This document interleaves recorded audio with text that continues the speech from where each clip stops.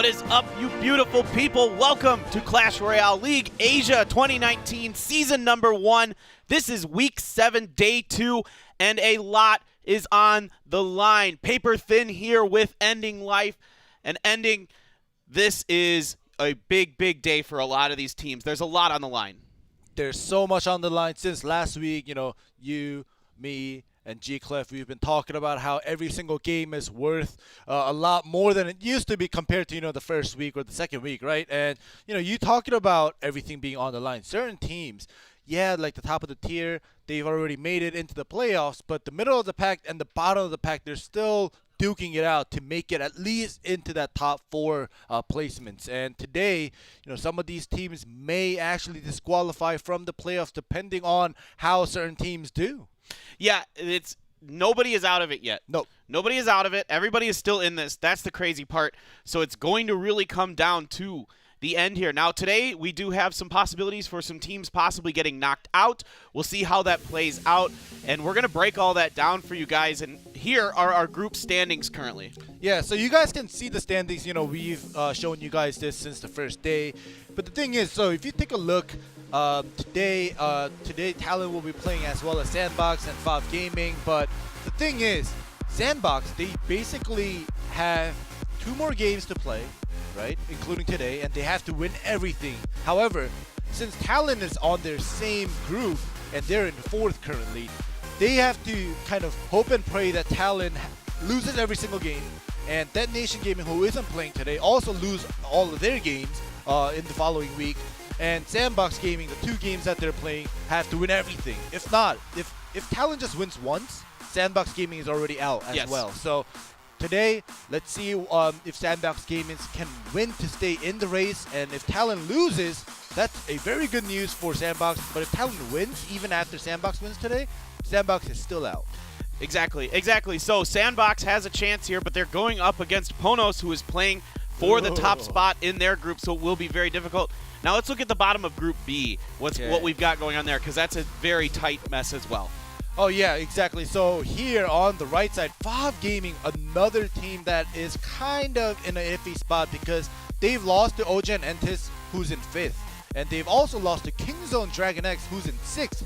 So PONOS is currently at 4th. So as long as they constantly win all of their games, they're fine. However, if their scores tie up with OGN or Kingzone, since they lost head-to-head, even though they're in that current 4th position, they can still get knocked off. Exactly. All right, moving on. A big matchup here between 2 of our top teams in the league, SCA teams. Bren Esports up first, Trainer Ken, Toby Spirit Hawk, Noam Sai, Manong GP, and Jaii. This is a very strong team. They've been great all season, and when it comes down to it, they basically are really good at King of the Hill, they're really good at 2v2, and they're pretty darn good at 1v1, especially Jaii. Exactly, and today's games also, we're not disregarding Bren Esports kicks as well as any other teams like PONOS, because they're still fighting and playing for that placement. So we always talked about this since last week. First place, they go straight to the semis. Second place, they go to the quarters. So all these teams that are still super high like kicks as well on your screen, they want to win. They want to try to get first so they don't have to play the semis, right? Yeah, kicks. That's a big deal. The best kicks can do is 2nd place because they lost to Chaos Theory.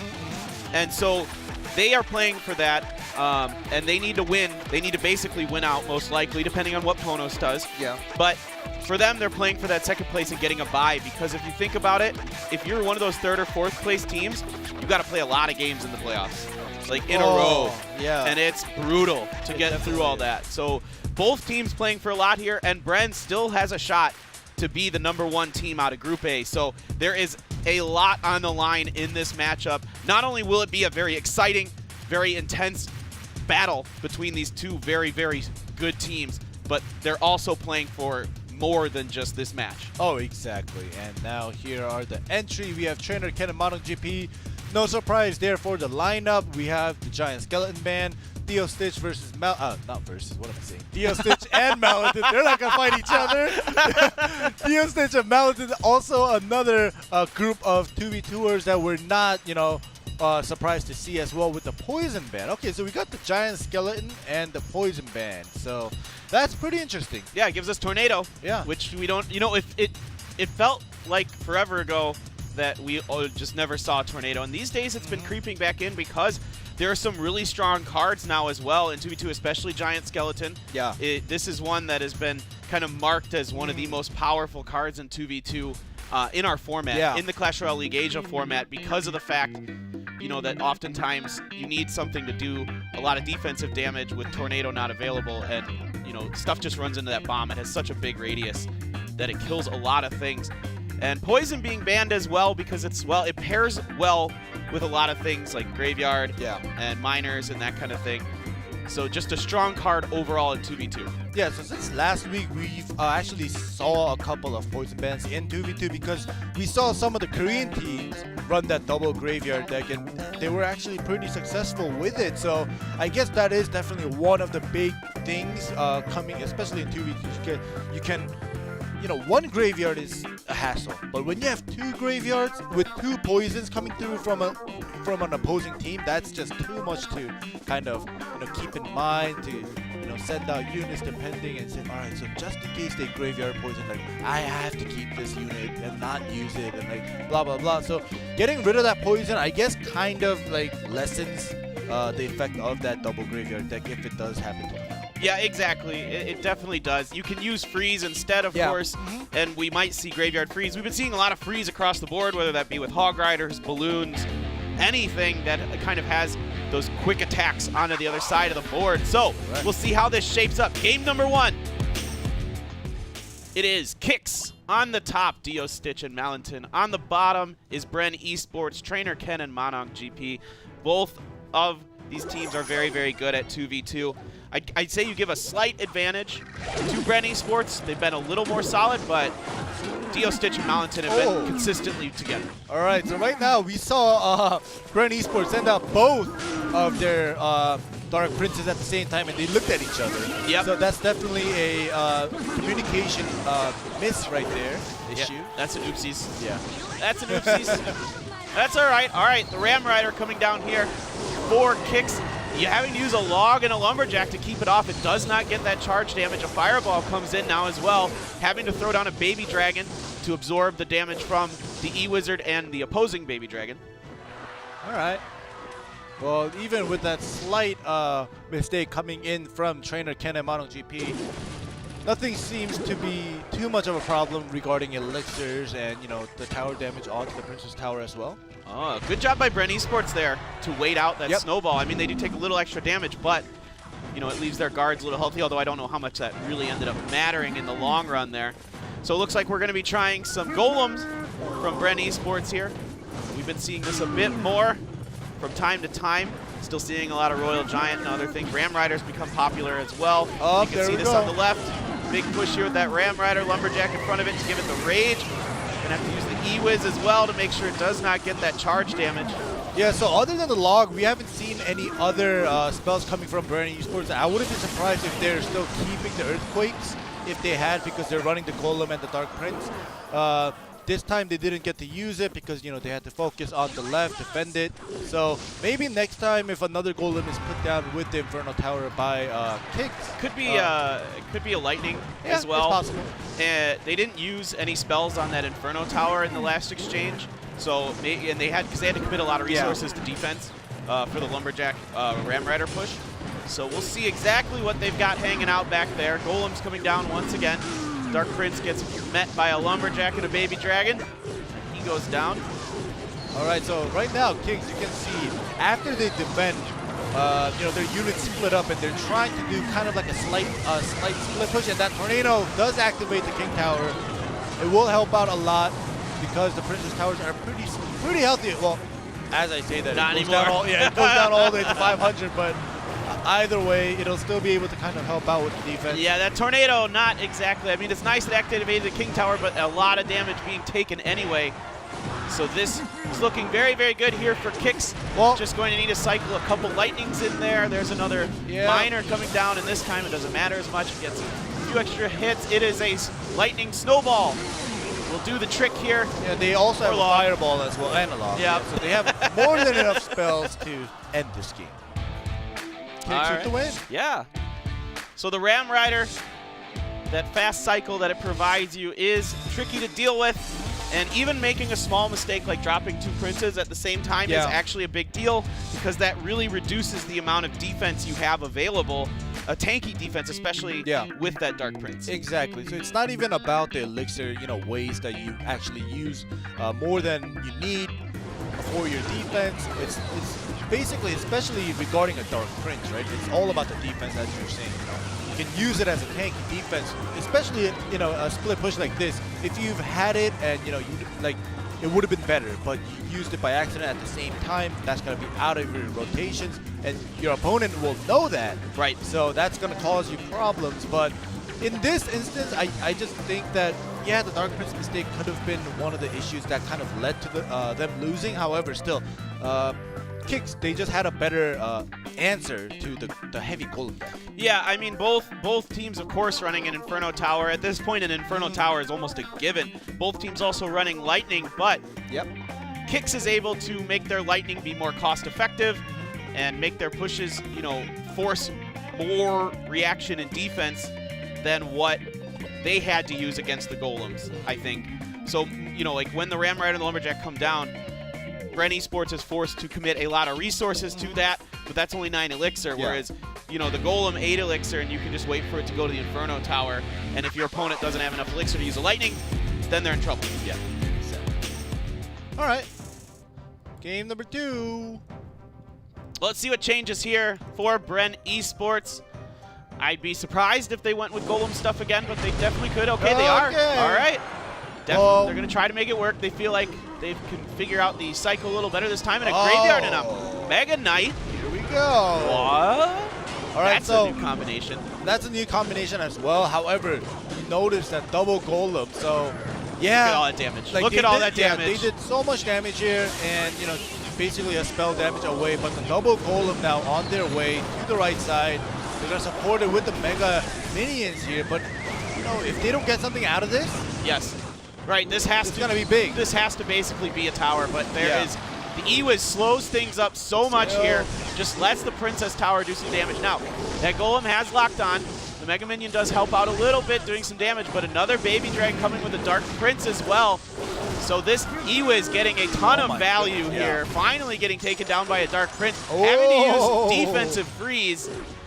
Wow, so right now, Kicks, it felt like they were kind of in danger, but they made the fast push, and then, they didn't commit as much elixirs as Bren Esports. So they committed like a little bit less than the double Golems, and then they were able to save it up to use everything else for defense. And fortunately, they keep the Princess Tower alive compared to, Bren Esports, which has 49. So, yeah, they were able to do that. They could just, focus on their defense for now there because the Mega Knight does drop down. So, it's going to be a pretty good defense for now because they know now that Bren Esports' Princess Tower on the left is just one spell away. There you go. Prince is a nice counter to the Mega Knight for sure. Mega Minion helping as well. Another Graveyard coming through here. Just a Lumberjack to defend, and last time that was not quite enough. Already quite a bit of damage being done. Yeah, the RNG on that Graveyard was pretty nice this time. We saw like at least 3 to 4 skeletons just spawn right at the Princess Tower. That Ice Spirit placement was so good. It dragged everything away. The Lumberjack does get one swing in, but so much damage has been done here by Kicks. They see the Golem and the Mega Minion coming down. They're going to Graveyard it right away to kind of chip it down. We'll see if that'll actually be successful. A couple of swings coming in from the skeletons, not as much as the first time around. No, this time the Dark Prince being used as well as a Baby Dragon to deal with that, and that's much better defense. Wow. There is that defensive freeze again, buying a lot of time for this Electro Wizard to continue to slow this up, allow them to get more units in. Good Fireball there, catches everything that it got sucked in there. And now it is just going to come down to, can they get this tower in time here? All the units get pulled over to the left, though. The Lightning does take that down, and that's a raged up Golem on the left. So this is quite a bit of damage coming in here. Oh my goodness, Bren Esports, they definitely had an idea Kicks, I was thinking like, oh, if they commit too much to the right side defending it, they might not be able to defend the left. But in that sense, Kicks definitely divided their defense correctly. However, that Tornado and the Baby Dragon hitting the Kicks' Baby Dragon on top of the Princess Tower, allowing it to kind of chip down a little bit more so the Lightning can take it down. But now, they're very close now, within 100 damage or HP difference on the Princess Tower. Yep, double golem here, so now it's going to be a race. Yeah. Bottom right, the graveyard is down. Top left, can they buy enough time for this graveyard to get in here? Are they gonna? This is really bad RNG on the graveyard. Nothing came through, so it will be Bren taking game number 2. All right, well, when you're both one tower away, or one tower down, and your opponent has a double golem deck, the moment that you see that double golem in the pocket, you're like, damn. I gotta rush. I just gotta try to outrush you. It's like, yeah, that's what's going through your mind, but like you're thinking like when both of your towers are at like 800, 700, right? It's like, damn, it's like, what do I have? Yeah, I know. It's like, well, I just gotta hope this works out. So the first graveyard gets a lot of value for them, and they're able to moderately successfully defend that first double golem push, but then, they have to use freeze defensively, and they're having to stall, install, and eventually it catches up with them. And then they thought at one point, they're trying to defend on 2 fronts, trying to see if they can keep that right-hand Princess Tower going. And I think maybe the calculation was a little off there. Maybe they should have just let that go and defended that left-hand side push instead. But in the moment, I get what they were thinking. I probably would have tried the same thing. And that was, you just saw it. The Tornado Dragon kicks his Baby Dragon on top of the Princess Tower, so Bren Esports Baby Dragon can hit it with the splash damage, because it was at like 530 something while the 2 Baby Dragons were fighting, but that Tornado dragging it in allowed the Princess Tower to go down into that lightning damage range. Because if that didn't happen, if Bren Esports didn't think of that and didn't do that, I think that the right tower could have stayed alive and it would have caused problems for Bren Esports. That was a really close game. Yeah. All right, we're going to game number 3 here between these 2 teams. It is 1-1. Just really, really good games. That was... I love how they use the Tornado and the freeze as well, like defensively and offensively. Because like for me, when I use a Tornado, it's like, all right, if they don't have a miner, I barely use it. It's like I only drag it to activate the King Tower. But like for them, it's like, oh. Yeah, they're using it to do things like move units to other sides of the board sometimes. Like and splash damage. Yeah, grouping things up to, get hit by a fireball or a spell or baby dragons or ice wizards, depending on what's going on, that kind of thing. All right, going back to the Ram Rider. Going back to what worked, that Lumberjack gets quite a few hits in there. The defense just not available for Bren, so they're taking a little bit of early damage, but their Golem is making its way there with a Lumberjack behind it to help, and a P.E.K.K.A. this time. Okay. So I'm guessing they're thinking, all right, Bren's been running this Golem deck for the past 2 games. If they do run it again, let's just have a P.E.K.K.A. ready just in case, and they made the right call. Yeah, I definitely agree. I like the change up here by Kicks. Really smart. Good E-Wiz placement to get that miner off of the Princess Tower so it doesn't do any extra damage there. That's really, really nicely done. Nice Spirit, of course. The Prince's worst nightmare. Yep, makes him do things he does not want to do, like lose his charge and go in directions he's not interested in. All right, well, it seems like, Bren's been sticking with the same deck for the past 3 games. This is their 3rd game, whereas, Kicks has been switching, 1 or 2 cards in and out. We do see the Musketeer this time around as well, so we'll see. Kicks has a little bit of a faster cycle deck compared to Bren, so, they won their first game like this, Bren brought the Golem. Kicks had a little bit of a faster cycle, even with the Mega Knight. Yeah. And, they were still able to win, so it's like, we'll see. Yeah, I like going back to the Ram Rider, go back to what worked, especially because it seems like Bren is not interested in really changing that up. So, buying a little bit of time behind this, but the Prince sneaks in front of the Golem. That's not what you want. And the P.E.K.K.A. will get rid of the Prince first. Yep. Good lightning there. Does a lot of work onto those units. So now it's just the P.E.K.K.A. the Lumberjack cleaning up this Golem. That Golem is not able to get through, so slight advantage here for Kicks, getting a Tornado to put everything on top of that. Oh my goodness, look at them. Double Baby Dragon and an E-Wiz. They're both all pretty healthy. The Ewis does go down. However, this time, taking some time at the bridge allows Bren. That rage defense. Dark Prince is so fast. Jeez, he motors. All right, we're gonna get the raged up Ram Rider. She's gonna go in, but no extra damage. That was good. Prince placement there to make sure that Miner didn't get much extra damage onto that Princess Tower. And Ewis is gonna slow all this up with a P.E.K.K.A. as well. So they're putting the P.E.K.K.A. here makes it a little harder for them to put a Golem into this lane.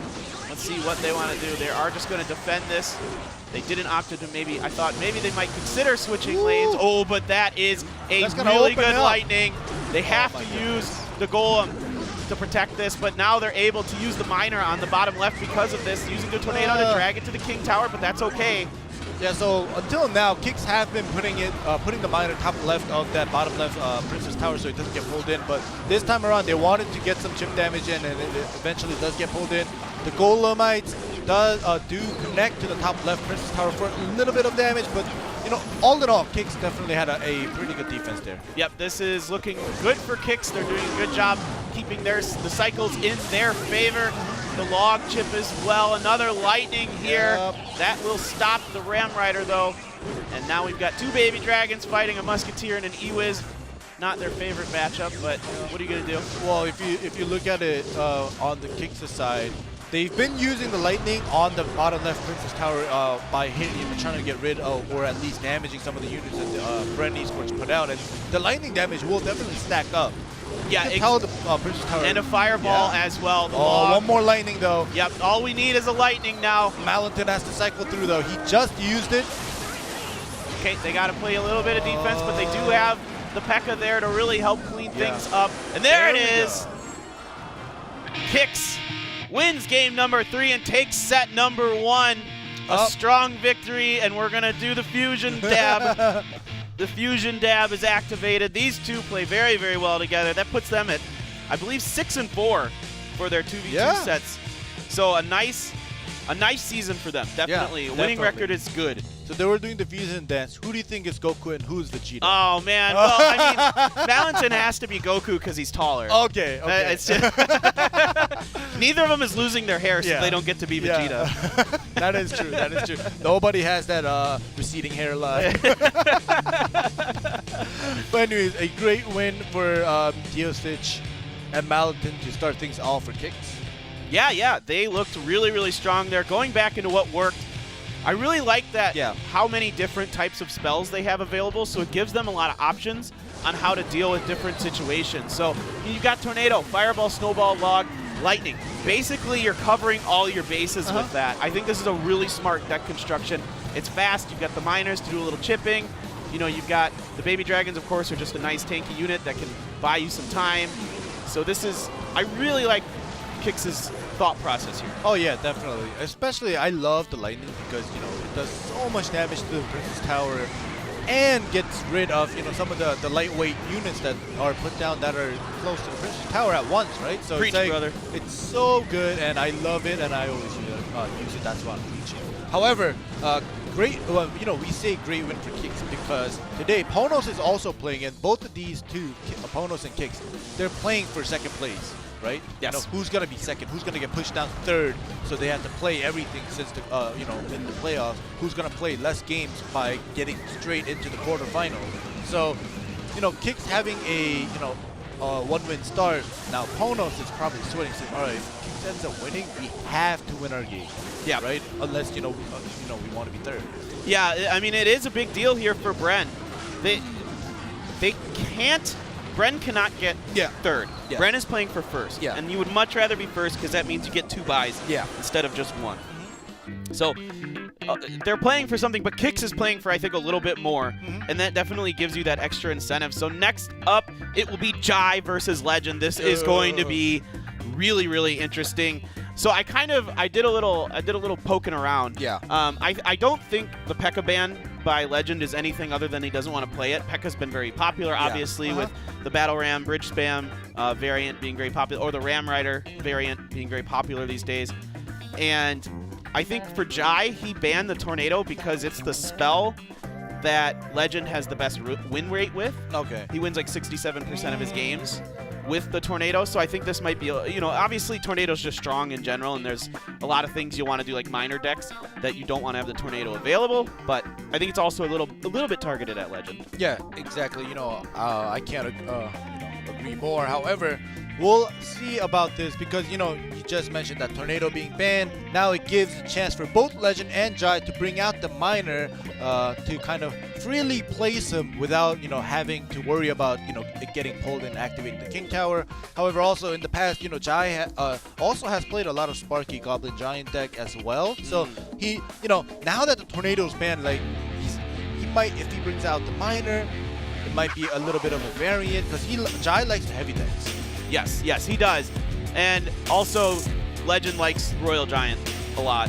So P.E.K.K.A.'s definitely not what you want to go up against. So, game number 1 here between Legend and Jaii. Legend up on the top in the red, and Jaii down in the blue on the bottom here.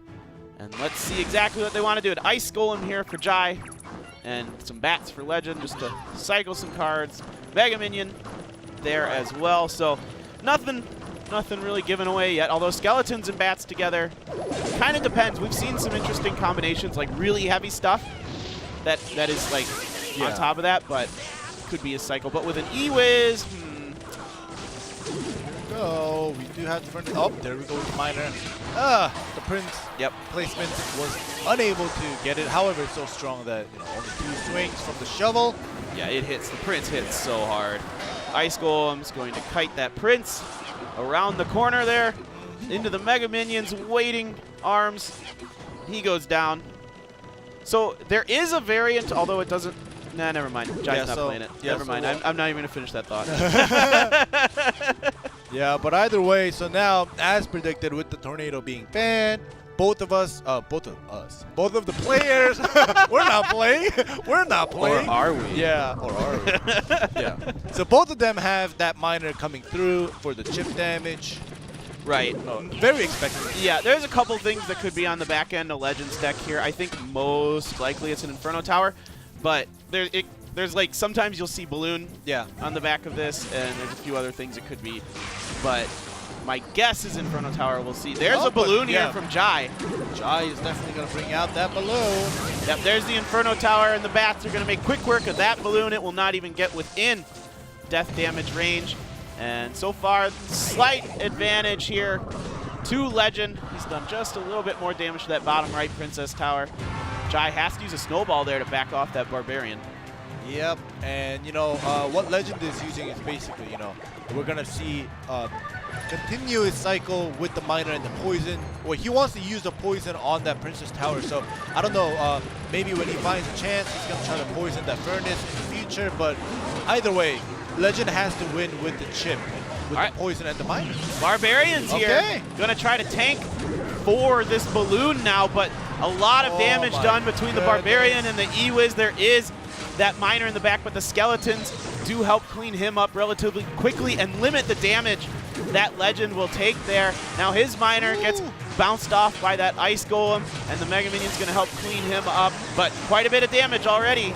And a poison here as well is going to get a lot of value, doing some extra damage to that Electro Wizard and Mega Minion. Yeah, so right now, as I said, Legend, eventually, he's just going to just constantly poke, and, you know, if he does get the Princess Tower down, win in that sense. However, for Jaii, he has to allow and connect the balloon because now he has no spell, right? Right. So he has this giant snowball, but, you know, compared to the poison, it's not going to be much. So he's trying to set the balloon to try to get it as close as possible. Oh boy, it does get the drop onto the tower because of that minor placement. This balloon is going to get some damage. Oh my goodness. At least 1. Is it going to get 2? No.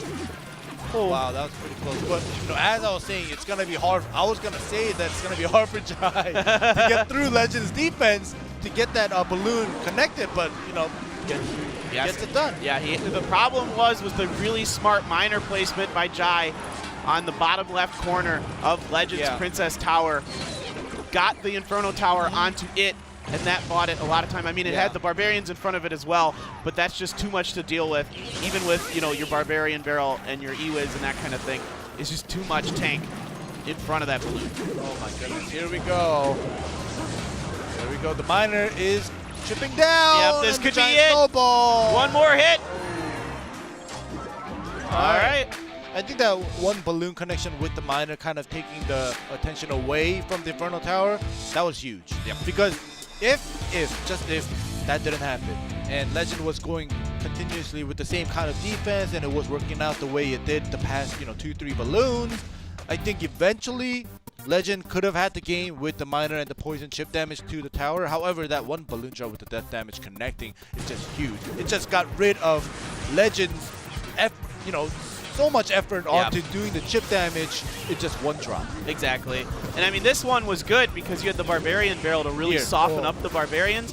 But then what happens? The miner's there. You don't got anything to deal with him, and you got a few bats. But all of a sudden, it is Drop Town, USA. Well, actually, we're in Korea. So Drop Town, Seoul. Drop Town, South Korea. Yeah, and away we go. So I've been seeing Barbarians all over the place. Yeah. In any league we're playing in now, because I think there's a lot of people have kind of started to shy away from Fireball as a spell, but now in the West, like CRL West, I've been watching that, there's a lot more Fireballs because of this. So we're kind of seeing this never-ending Mobius strip of deck changes, right, where we're just always kind of cycling around different formats and different ideas, and we see a lot of Musketeer and things like that more so nowadays, also because Fireball's fallen out of favor, I think. Yeah, it's kind of like, you can call it a cycle, or you can just say history repeats itself. Like, once it's done a full cycle, right? Like, all right, we're back to the Fireball. And then, eventually we're going to get rid of, the P.E.K.K.A. and Ram Rider. Maybe in the future we'll come back to it and we're going to be like, oh, yeah, we're back to the P.E.K.K.A. and the Ram Rider. Like, it's going to, they're going to think of things to counter things, and then in order to counter certain decks or certain cards, you're going to have to go back to certain old cards that used to be popular or whatnot. So, yeah. It's cycles. Fireball is probably like one of those things, If you haven't seen it used, like, I'm pretty sure we're going to eventually come back to Zap. Oh, yeah. Well, especially with the upcoming Snowball nerf, Yeah. whatever that'll entail, that'll probably bring Zap back into the fold. So we'll see here. They took a timeout. Legend really wants to think about exactly what he wants to do here. And we'll see what changes he is going to make. Will Jaii stick with that Balloon Barbs deck, or is he going to be going into something else that he's more comfortable with maybe? Or well, he seemed pretty comfortable with that. So we'll see how it goes here. Game number 2. Jaii is up 1 game, so Legend has to win the next 2 if Kix is going to take this match.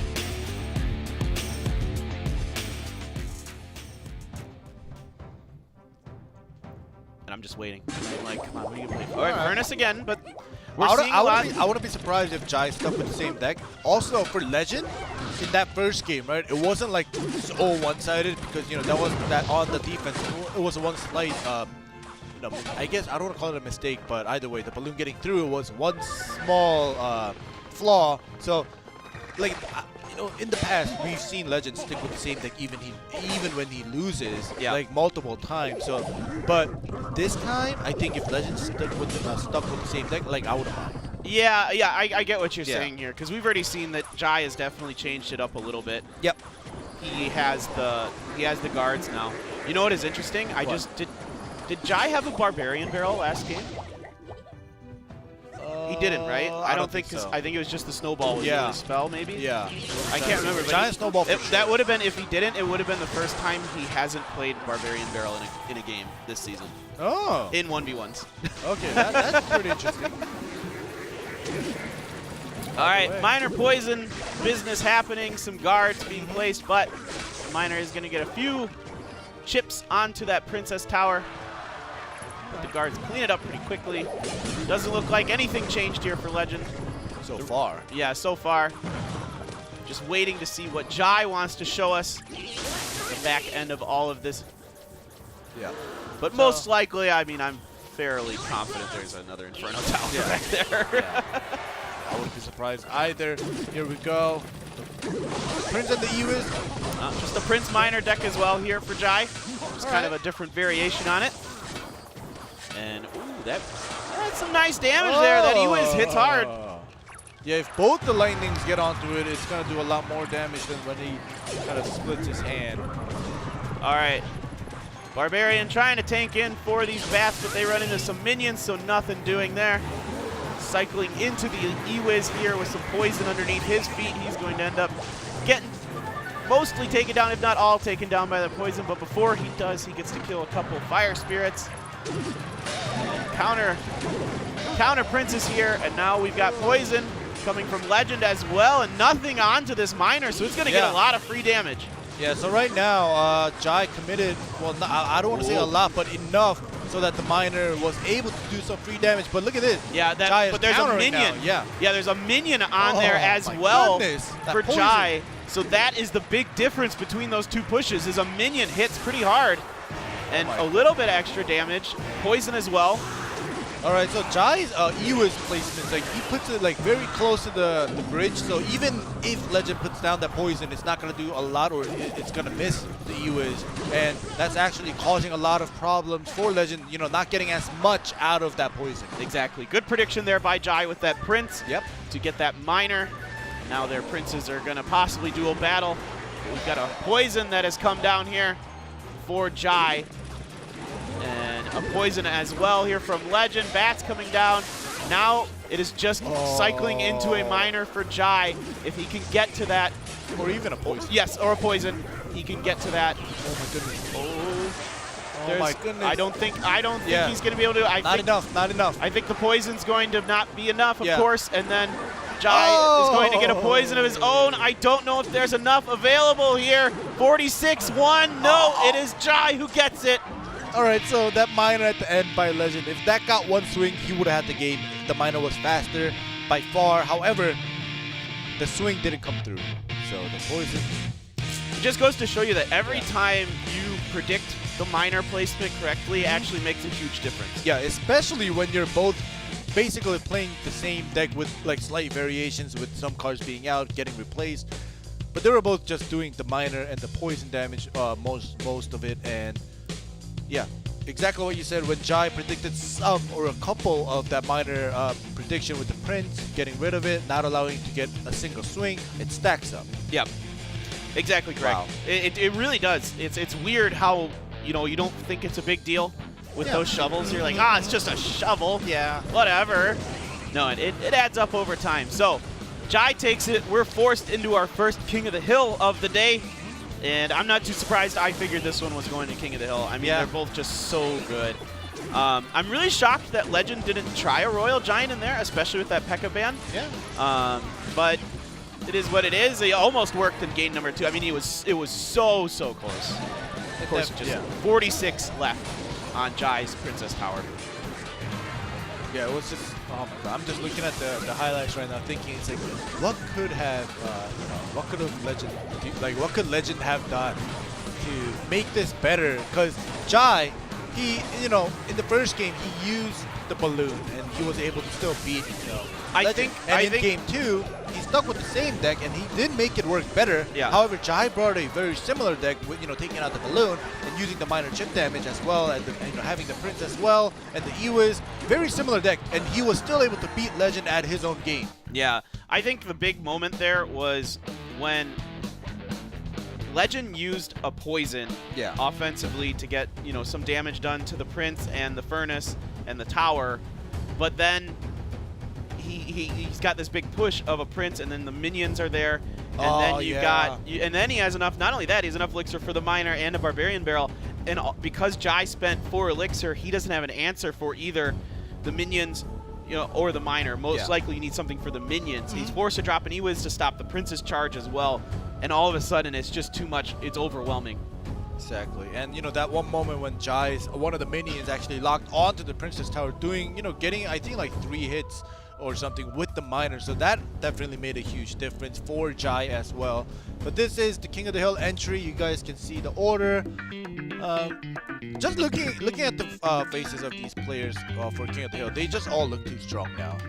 They're all so good. Yeah. I mean, top to bottom, we've got really good players. Jaii, Toby's good. We've seen him perform well in 1v1 sets, winning 2 of them. And he's only played 1 King of the Hill game. He lost it. Yeah. But Jaii, of course, is really good at everything he does. And Monong GP as well, quite good. He's 4-3 in his King of the Hill games. So this is a very strong lineup that Bren Esports brings to their King of the Hills. They've only lost 1 of the 3 that they played in. So they're doing quite well in King of the Hill. But Kix is no slouches at King of the Hill either. Oh my gosh, they've gone to King of the Hill a lot. Yeah. 1, 2, 3, 4, 5. They've won 5 times and lost once. Exactly. Wow. And if you look at the record of Onion, the reason that we started calling him the secret weapon is, it's written all over here. Like, he has so many wins. He has so many W's that, when he comes out, once again, he's out, the first batter up. We'll see if he'll be able to kind of sweep, because he's done that before. Yeah, he swept Talon. Yeah. He's a King of the Hill specialist. Yeah. Onion versus Jaii. They're just going to try to ride the Jaii train here. I like it. Keep that hot hand. Game number 1 of the King of the Hill. And just double lightning ban, which is pretty humorous. Yeah. I mean, I get just it. noticed that. Yeah, it's just kind of like, all right, okay, you guys really like Inferno Tower, like I guess or you really want to play Sparky maybe. Possibly.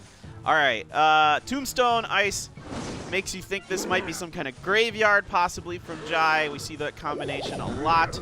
There's some other things you can build up behind it, but that's often what we've been seeing recently. Ooh, Inferno Dragon, Bandit. Yeah, Bandit, charge. He's gonna go down eventually. Dark Prince from Onion as well. Inferno Dragon, and ooh, the E-Dragon here. Now this is a little different. So maybe Jai's throwing a bit of a curveball here. A Mega Knight. Mega Knight coming through. Here we go. He's gonna go in, and we talked about the Mega Knight. It's definitely, it's very good whenever there's no P.E.K.K.A. Yes. Oh, it's gonna go to King Tower. It does pull it through. It does activate it. Good tornado coming from Jaii. Oh my boy. goodness, that's gonna be a problem. Yeah, that's a pretty. That makes things a lot more difficult for Onion. Yeah, especially like Onion has that miner as well, so the chip damage, even though it's untested with the miner, like it's still gonna die up way faster. Yes, exactly. It's a big deal for the miner chip damage. It's not as big of a deal for the Mega Minion. Yeah. For the Mega Knight, excuse me. Yeah. Gosh. Mega Knight. The Mega Minion flies. He does not. He just jumps. Yeah, Mega Minion. So I was looking at the E-Dragon. Did they use the Mega Minion? The E-Dragon with yeah. tornado here. I mean, it's still, I guess, could be. Oh, there we go. We get the nice connections. Nice catalyst. Very smart by Onion. Very good placement there. Knowing that E-Dragon will bounce an extra time so you can activate your own King Tower. So both King Towers activated here. And we'll see what exactly Jaii has got hidden up his sleeve. With Onion, we have a pretty good idea of what's going on here. Well, Jaii, like, it's possible that he could like fit in a golem in there, I think. Yes, yeah, absolutely. Yeah, with the E-Dragon, like, I think it's possible. Absolutely. Like, I don't know, it could not be the golem, but we almost always see E-Dragon with golem. Yeah, so I wouldn't be surprised, but we'll have to see because he's still hiding it. We just have to think everything. Yeah, up until the E-Dragon comes down, I was like, yeah, this is probably a graveyard. Yeah. But okay, we're having to use. We did get a hit in there because of that tornado up on that top right Princess Tower.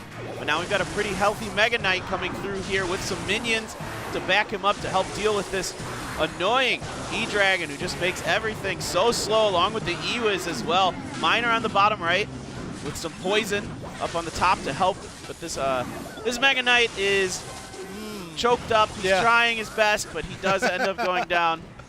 Well, like, see a Mega Knight coming through across the. Oh, it is. Oh, it is a graveyard. Okay. Cancel Golem. Yeah, never mind. Cancel Golem. Mind games on mind games on mind games. They're playing here. mind games on my mind.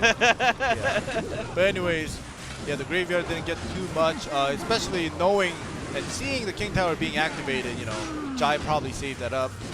And he's able to use the poison on to that Ice Wizard. Now, you might as well put it on the King Tower. It's not going to matter, but you might as well, I guess, in case something weird happens. Yeah. But since we're in overtime, it's really not going to matter too much. The Bandit is going to get a free highway pass with that skeleton just connecting dash after dash. However, it does go down pretty quickly. Yep, okay, this time. That poison. I don't like it was probably intentional by trying to get the Ice Wizard and the E-Dragon. However, no chip damage coming through the Princess Tower though with that poison. Yeah, it's not what you want, if you're Onion, but you have to, mount your defense is the most important thing because you are ahead, and since the way the new rules work, All that matters is whoever has the most Princess Tower damage left. That is dragging back that And the E-Dragon Inferno. is going to get a, oh my goodness. Oh and boy. the poison. Last card was that poison with the graveyard, of course. Now Onion just needs to cycle back into his poison There we as go. well. Now can he defend long enough against this graveyard? Will there be enough here? Good placement with that bandit, and he does do it. Onion takes game number 1. The secret weapon is unleashed again. Yeah, unleash the dragon. He adds another win onto his King of the Hills, and he has too many wins already on the King of the Hill record, and he's adding another one to it today by beating Jaii. Now he's gonna go up against Toby. This guy's so strong. I bet when he cuts onions, he doesn't cry. Yeah, he can does. just like rub it in his eyeballs and it's No, fine. he doesn't need to cut an onion. He just eats the whole thing.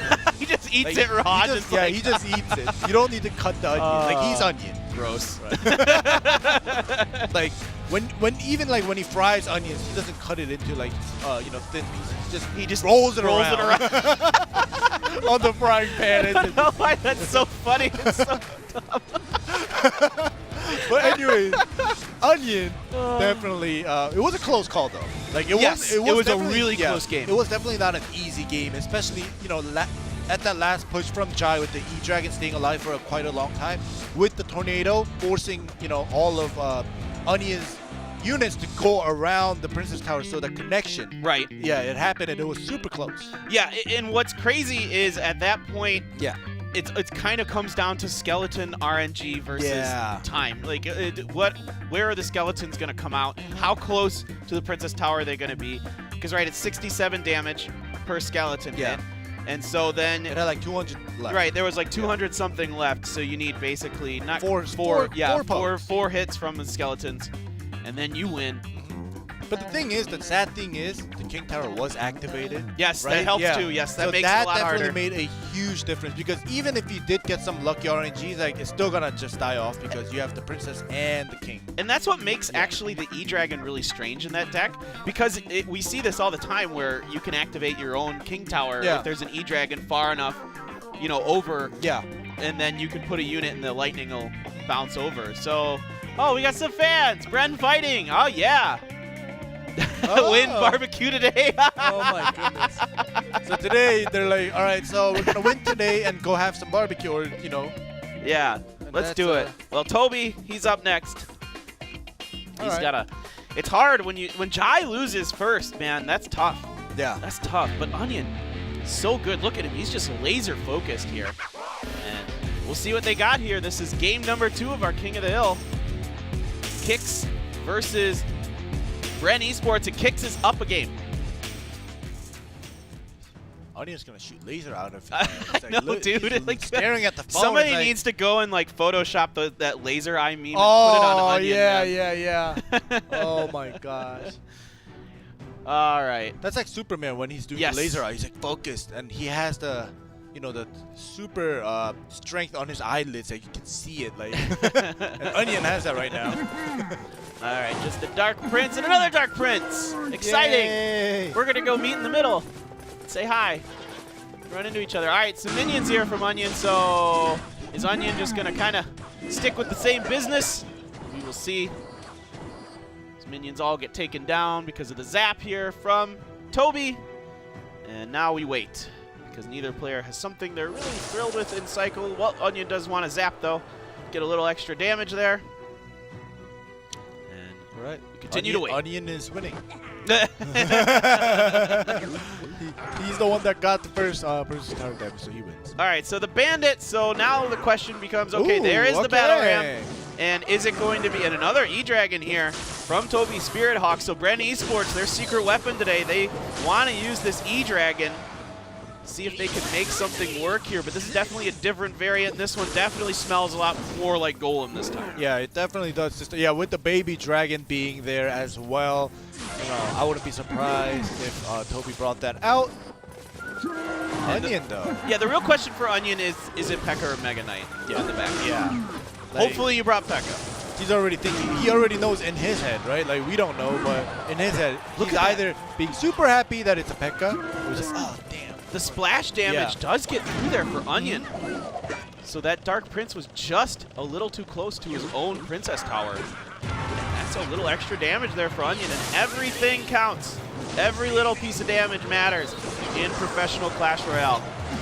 Right. And things like that, you know, you're used to the old Dark Prince, and you're thinking, all right, this placement is good enough, but then now it's not. Right. That splash Oh damage. my My goodness, the bandit Bottom charge. left. Oh, This is so much damage. Onion. Oh my gosh. Onion continuing to have the ice running through his veins here. Once again, looking so strong. Toby just not able to find an opportunity to make his attack the way he wants to here, because every time Onion is going to be ready to pounce with that Battle Ram Dark Prince. And it is just so much damage. So the charge again, the dash from the, oh my gosh, and the Dark Prince here. I can't keep up with how much damage is being done. 190. Oh my god. If Onion has the poison, it's GG. There we go. You called it right when you say it. He has the poison, and he's going to be able to take it down.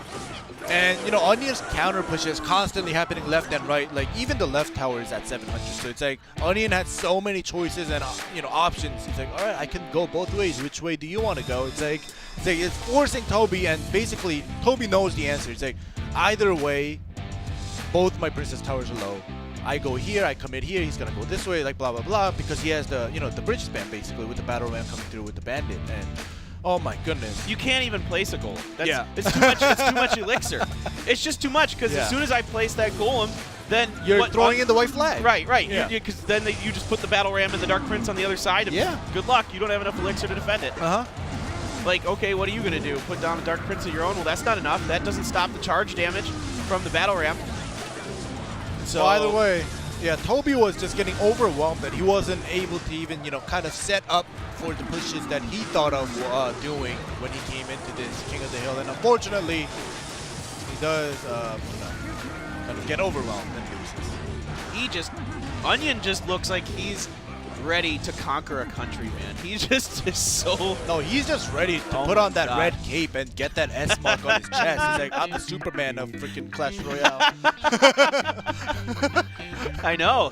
He's playing just out of his mind in these King of the Hills. He's so good. All right, but Monong GP, no slouch himself. This guy, we've seen him do it from time to time where he could do very well. Now, he's never this season had a 3-0 in King of the Hill, but he has won two times in a row. Two times. Monong GP? Yeah, Monong GP, yeah. So he's very capable of putting on a show, and this is a very strong player in his own right. But I think, you know, a lot of this boils down to the fact that I think Kix feels a little more pressure here and is really putting their foot on the gas, trying to get this shot at getting that second place guaranteed. Yeah. Right now, Kix definitely up there. One more win from Onion or even Theostitch, or even if it does go down to Legend, you know, just one more win for them from any of the three players. They get that win for this first match. However, there's so much work cut out for Bren Esports, because now Monong GP, he has to, like you say, have to pull off his first sweep, and if he does, it's going to be the first reverse sweep for him. Exactly. All right, let's find out if Monong GP can do this. It is going to be him versus Onion in game number 3. Onion's already won 2. Is he going to sweep himself again this season? Let's find out. You know what's funny is he did it against the other SEA team as well. That is true. He did it against Talon. He just is the SEA killer, man. Yeah. All right, just a tombstone. And we see the bar barrel used to counter the tombstone in the furnace quite often. But Monong wants to keep that tombstone healthy if he can, so the Dark Prince comes down. Forces out Ice Golem and a Mega Minion here from Onion. All right, so for now, Onion kind of switching back and forth, but he's still sticking with a little bit of a light cycle deck. We saw him do that in the first 2 games of King of the Hill. Not surprised. The furnace does get put down here. And there's a fireball. Okay. So it looks like we're maybe Monong GP was listening. Oh, okay, it's Royal Giant. And the bar. Oh, look at Monong GP's face. Like, oh, disgusting. He's so sad he used that fireball right now. I mean, he kind of has to, but all right, here comes the graveyard here from Onion. There is not a lot to defend it from Monong GP. He does have the Barbarian Barrel to save himself A lot of damage, but a little bit being done to both towers there. Oh my. Onion, like he is just having the best deck right now, having that Barbarian. And MonoGP happens to bring out the Royal Giant as well. So it's like, yeah, he has the Fireball, but it wasn't in his rotation because we saw him use it. Yes. And then he put down the Royal Giant, so the Barbarian just gets rid of it. We'll see if now MonoGP knows, right? Yep. So he's gonna try to stick those two together. Right, exactly. And, you know, Onion, he likes this situation a little bit. The Furnaces, you know, there isn't a great counter here for MonoGP exactly. Yeah. And here we go. We're going to try the Graveyard. What do we have on the back end of this Graveyard? All right, so he's committing. MonoGP is committing a lot to defending this Graveyard. And here we go. Now the barbs are put down. The Fireball will come through, I think. There we go. There it is. And still not enough, not in time. The Royal Giant doesn't even get a shot off. Yeah, that's the sad thing because, you know, if MonoGP didn't have to commit that much to that Graveyard on the right side with the Ice Golem coming through, the Mega Minion push, like, he would have definitely had a lot more, and he would have had more than enough elixirs to get rid of the Barbarians faster. Right now, just now, he had to wait for 4 elixirs to get collected and then use the Fireball. It was a little bit too late. And here we go, once again, okay. Bren. Oh my gosh! Oh, that's so much damage! Oh. Oh my gosh. Bren really likes, there's the poison of course from Onion, and Bren really likes this E-Dragon. Every deck they've used has had it, and it has not worked out for them quite yet. And that is a very hurt Royal Giant. He's gonna not even get one shot immediately. Trying to put it down here. He has to block the Fire Spirits from that Furnace, and the Musketeer as well is going to chew through this Royal Giant. He probably doesn't mind if he takes a shot here, and it doesn't even get through. The perfect defense from Onion. Yeah, it's so well. And like the funny thing is they both put down the Furnace and the Royal Giant like basically like 0.5-second difference. And it's just, you know, Onion's been putting the Furnace on the right side. Yep. And Monom still, despite of that, put down that Royal Giant on the other side. And this time, This is going to be it. Oh my god. The bottom right is so done. And Onion. Oh my gosh. Sweeps. I wish he did the Superman thing. No, he's going to send me on a heart. We can put an S in there. We can put an S in there. Oh my. All right. Okay. We can make that work. We can make that work. Yeah. Oh incredible performance here from the secret weapon. Yeah. Onion gives Kicks a huge win. And this puts a ton of pressure onto PONOS now. Yeah. And they have to go up against a desperate SANDBOX Gaming. All right, so I'm going to write down what's going to happen. And Bren, oh my goodness. Yeah, Bren, unfortunately, yeah, they also had, you know, a reason to win today's game. And they lose, and now they're kind of a step further away from first place. I think if GameWith loses, it doesn't matter. Bren is second place no matter what now. Because GameWith has the, I think GameWith beat them. Oh, yeah, that is true. Yes. Yeah, so Bren had to win is second both. place now. All right, so Bren, second place, period. And GameWith now your top team coming out of Group A for sure. So what a performance by Onion and Kicks there. Great stuff, guys. Stay tuned. We have got a lot more Clash Royale action coming up for you. Next up, it will be SANDBOX Gaming. Everything on the line for them against PONOS, who has the pressure because of Kicks' win. Stay tuned. We'll be back shortly.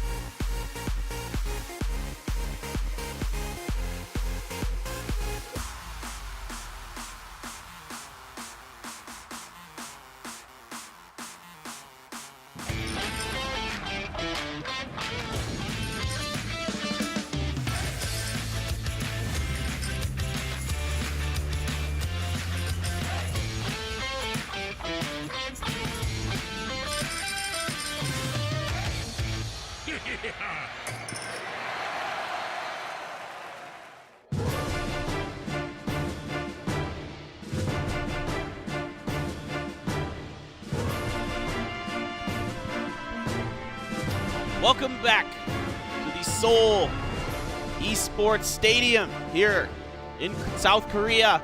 We are through with our first match. It was SEA versus SEA. Kicks over Bren Esports in a really, really good match where we just saw Onion sweep the King of the Hill. That guy is a monster. But now we go up to a do-or-die matchup for SANDBOX Gaming against PONOS. And PONOS really has a lot to play for here too, because Kicks just won and they have to stay ahead of them, or I mean tied with them or ahead of them, to guarantee themselves that second place spot. Exactly. So PONOS, they definitely have beaten Kicks in the heads up. So as long as they win this, they'll still be on top. But you know, in terms of SANDBOX, that's on your screen right now, SANDBOX Gaming, they just have to win every single game.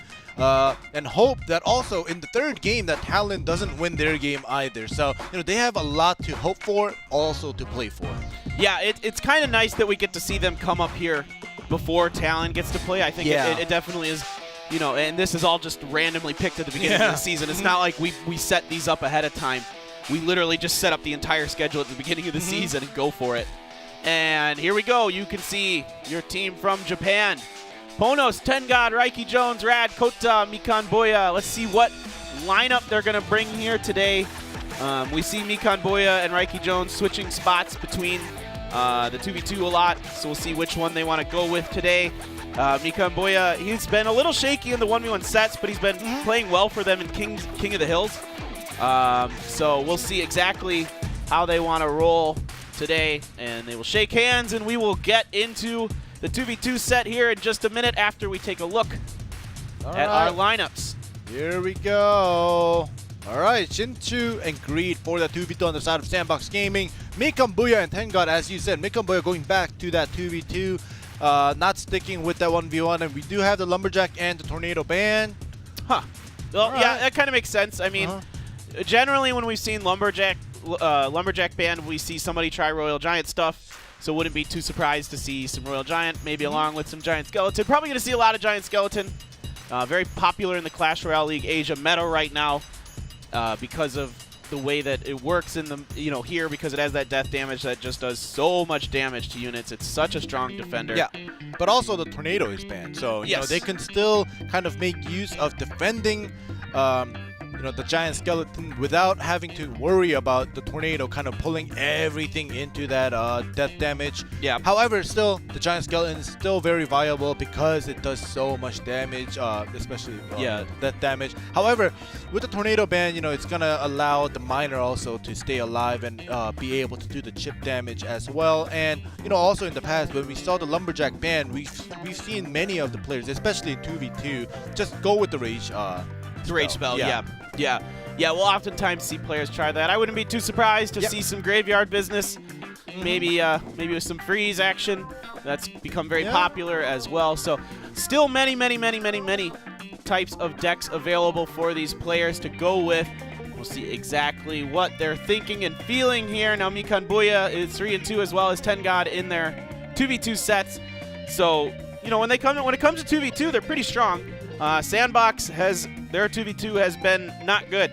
They're 2-6 in their 2v2 sets. Or I'm sorry, yes, 2-6 because they're 2-6 right now, right? Well, they're 2-7, so they're 2-7 in their 2v2 sets. They've only won 2 2v2 sets. So that's not good. They gotta find a way to turn it around here. Now they did beat Bren Esports one time. And so Bren is a very good 2v2. Exactly. So we'll have to see what happens here with Shinchu and Greed, because especially for SANDBOX game, other than Shinchu, we've had Ito, we've had Sado for one game, we've also had Greed. So like they've been switching around the 2v2 even up until last week. So you know, it just shows that SANDBOX, they haven't found a 2v2 pair with what they're satisfied with regarding, you know, the outcome of the games. Yeah, exactly. Okay, some Rascals here from PONOS. So that's not a common card in 2v2 that we've seen a lot. And we've got the Hog Rider stuff here from PONOS. They're up on top in the red. SANDBOX down in the blue, and they've got Ram Rider, but a freeze here is going to do a fair amount of damage. That Hog Rider's already on the tower, so the snare doesn't matter. That is so much damage. So much damage right there. 370 left, and the minor chip is not going to be anything compared to that. And now, what are they going to do? Okay. They do send out the Mega Knight here, but it's not going to be good enough. Yeah, it's not enough. The Hog Rider just slips right by it. The initial, sorry. The initial Hog Rider and the freeze just worked so well because they were able to freeze the Ewis and the Ram Rider, so it got everything. Yes, exactly. I mean, they have a decent little push going for themselves here. That Inferno Tower does go down because of the nice lightning, and that Mega Knight is getting some work done. Okay. It's not bad. Nice counterpunch here from SANDBOX. Yeah, that was just a very nice counterpunch, especially with the Mega Knight just being alive, being able to kind of support it with the counter push, because the Mega Knight was put down, not offensively, but for defensive purposes, and being able to kind of stay alive, even though they did lose a Princess Tower very early on in the game, the counter push definitely made it work. They have the lightning as well, so they could tie things up. They just have to defend this left side properly. Yeah, there's a P.E.K.K.A here as well. Earthquake does make short work. That does allow the Hog Rider to get one swing in there. Much more careful with their placements of their units this time to try to avoid the freeze as well. And I kind of get the Rascals here because you've got Dark Goblins, so it's kind of like a spell bait kind of thing going on there. And that will end up being the top right tower is 1 hit point away. They have to use another spell. That's actually a big deal. Yeah, that definitely is.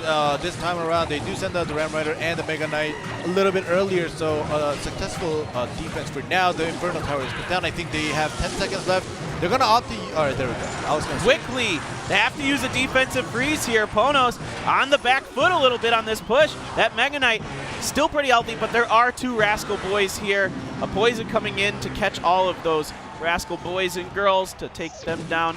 And now we're going to try a Hog Rider push with an Ice Golem to try to predict the Inferno Tower. Units just blocking that Hog Rider. He doesn't even get able to get through because of the snare as well. All right, that was very well played by SANDBOX. And now, SANDBOX was definitely on the back foot. Now they tie things up, but they're very close. They're even ahead by 30 hit points on the Princess Tower. So now, PONOS, they have to figure out a way to counter this Mega Knight, because when the Mega Knight is sent down on defense and it stays very healthy and it comes across, that's just going to add on to the counterattack. And the thing with PONOS is they don't really have any units that are really good at dealing with a Mega Knight. They've got nothing available that's like very useful for taking down a Mega Knight quickly. Oh my gosh, the Ram Rider does connect a hit, and that's going to be a huge problem. The chip coming from the Poison as well. They also have the lightning on the side of SANDBOX as well, so that's going to be a huge problem. We're going to get a freeze. Okay, just gets the E-Wiz. Oh no. That's only, I think, just 1 hit. Yeah. There's just too much. This might just be it. SANDBOX has too much going on here. There's a miner in the back as well. And this looks like it's going to be SANDBOX's game. They just need 1 more. There it is. All right. Good start.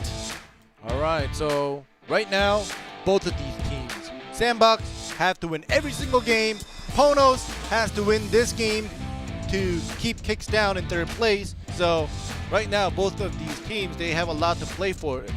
Yeah. Like, especially PONOS, to be honest, because they can control where they, if they win, they stay in 2nd. If they lose, however, for SANDBOX, yeah, they have to win in order to have a chance. Because Talon also has to lose, right? So, like, that's out of their hands. And we saw this yesterday with Detonation Gaming and Kingzone Dragon X. When their backs were against the wall, they played really well. It went to the King of the Hill and went the distance every time.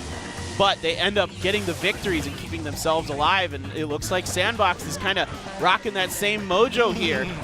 So we'll see if they can keep it up. Now, I think I like whenever I think if somebody's going to play a cycle deck, I like the idea of having a Mega Knight, and I think that's like a good pick here for SANDBOX. Yeah, exactly, because Mega Knight, it causes so much problem, especially against a cycle deck that's very weak, right? A lightweight deck where Mega Knight, when it is put down on defense, right, it gets the area damage, and then when it crosses the bridge, you have to commit so many different cards. Like, yeah, you have the cycle deck, so you can put many cards down. However, the Mega Knight splash damage, the jump, is going to it forces you to commit more than 7 elixirs to defend the Mega Knight. If you include the one that the Mega Knight already killed while it's defending, that's just gonna, like, the Mega Knight is gonna get its worth. Exactly. All right, let's see how they will change things up here in our second game of this 2v2 set.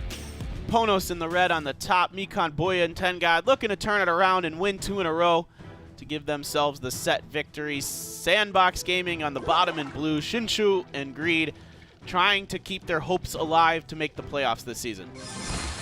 All right. Oh, the Ice Wiz does get put down. PONOS definitely switching things up here. SANDBOX Gaming also with the Baby Dragon and the Mega Minion kind of switching things up as well. And they're just going to go. All right. They're both going to just trade lightnings. Yeah. It's like they're thinking pretty similar things this time around. And there's a Mega Minion who's going to meet with that Dark Prince there. And the Ice Spirit is in time to keep it in range. Ooh, they're going to zap that as well, just to make sure that it doesn't connect. And there we go. Giant Skeletons, you know, not a surprise. Oh my there we go. They're literally just thinking the same thing. I wouldn't be too surprised if we've got double Royal Giant going on, but we'll see. They throw curveballs at us all the time here. Or you think it's one thing. All right, here we go. PONOS is going to be the first one to try it out. They're going for it. Yep, there's the Inferno Tower. What do they have in cycle to help deal with this? Just a Prince and an Ewiz. So that is going to be a couple shots here from this Royal Giant. Maybe just one. Oh, it doesn't even get one. Ooh. It got so slowed up there and blocked by that Dark Prince. It doesn't even get one. Yeah, and now seeing this kind of situations come through, like, it just makes me want to go back to where, you know, the old school Royal Giant, the range was super long, a little bit weaker each cannon, but, you know, if it was the old Royal Giant, like, it wouldn't have been a problem, right? Like, landing a couple shots. And now, yeah, it's a little bit stronger, but the range got so much shorter that, you know, after even killing successfully the Infernal Tower, it can't land even a single cannon or even a single shot onto that Princess Tower. Yeah, and if you're positioning your units correctly on defense, you can actually block it up pretty well, despite how heavy it is. All right, so this time there is no Inferno Tower available, so that Royal Giant is getting some shots in here. That is quite a bit of damage being done. Down to 789, no, 535. Ooh. All right, does SANDBOX have a counterpunch? Their Royal Giant gets chewed up pretty quick.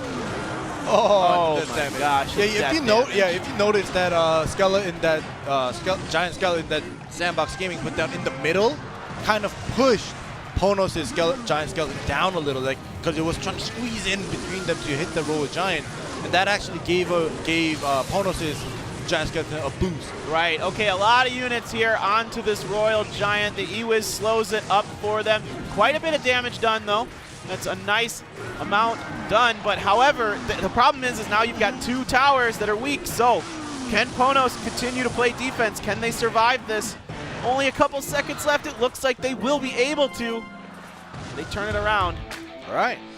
Well, the moment that I saw 2 giant skeletons on that right side by PONOS, I was like, it's already over. Because I was thinking in my head with the first Royal Giant and the giant skeleton, when, you know, SANDBOX squeezed their giant skeleton in between PONOS's, and it kind of pushed the giant skeleton's, PONOS' giant skeleton down, which made it closer, and the death damage actually went on to that Princess Tower. I was like, all right, that's gonna be a little bit of a problem, and it was right here. Yeah, that was. You see that, like, the Royal Giant is pushing.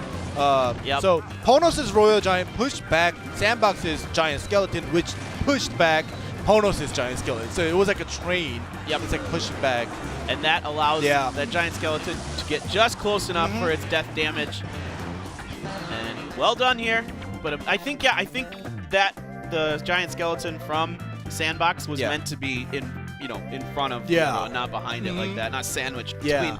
That's not where you want it, for sure. Exactly. But unfortunately, you know, things happen. And, you know, at the end, if you remember, SANDBOX also put down a Royal Giant behind the Princess Tower, and it tried to push back PONOS' giant skeleton, but, like, it kind of, like, slipped, and it wasn't able to, like, fully push it back. So, you know, unfortunate things happen. Yeah, it's weird because certain units, because of the way they move, like the Royal Giant, where it's just interested in going in a straight path. Right? So what ends up happening is it kind of takes priority in its pathing. And the other units slip around it because they don't care. They're just trying to do damage, right? And so they end up going around it. You've seen that with a couple other units that do similar things. All right. This is it. The deciding game in set number 1. PONOS Looks like they are ready to go. They're on the same page now. SANDBOX trying to turn this around and keep their hopes alive. All right, SANDBOX definitely wants to get a head start here because they are so down in the rankings that, you know, they need all the hope and all the, you know, possibilities and luck on their side. Yeah, you don't want to go into that 1v1 set feeling the pressure like that. Yeah. Most definitely not. All right, this time it is a Prince. Fireball here from Bikanboya and Tengad. And you see that what's going to follow up with the Prince. Will it be a golem? Will it be Giant? Oh, the charge damage actually does go in there. Opponents wanted to stop that charge from coming in with the E-Wiz, but it does not stop it, and the Giant Skeleton takes a little bit more damage than PONOS wanted. Yep. That's okay. That Dark Prince's shield will just eat that up. You have to use a log to back it off. Now the Ice Wiz, of course, just slows all that up, and in fact, the Giant Skeleton does change the target. All right, here comes the Royal Giant again. All right, pretty much a very similar deck coming here.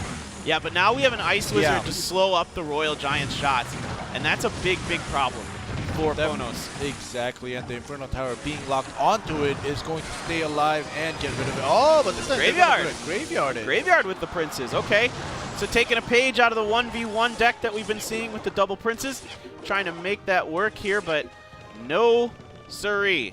Not much done there. That was pretty nice defense by PONOS. Now they get to try this again. Do they have lightning? No, they do have lightning. I just looked up. Yeah. And look at that defensive freeze coming in from SANDBOX Gaming to try to, you know, hold it off as long as possible. Yep. With that Prince being there, being able to, you know, do a ton of damage. Yeah. So PONOS has got to find a way, I think, to get that Ice Wizard dealt with. Yeah. Whether that be a fireball and a log or a lightning. Either will effectively take it down. The real question, because that's really what's actually slowing up the Royal Giants, so they're not getting you know, an extra shot or two. And we'll see if they can find a way to do that. But they've got to defend the Graveyard, push up in the top right first. Yep, and nice mini P.E.K.K.A. to keep that Giant Skeleton away so the Princess Tower can focus on the skeletons that you know, get spawned from that Graveyard.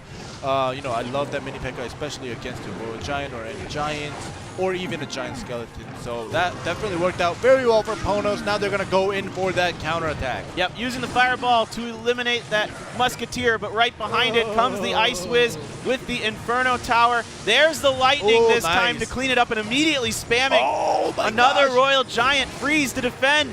But another Ice Spirit comes in, a log as well, but it does get one shot off. Maybe two there, I can't quite tell for sure, but that was a very nice push by PONOS. Way to build that up and set it up so they could get the Lightning to get the Ice Wizard.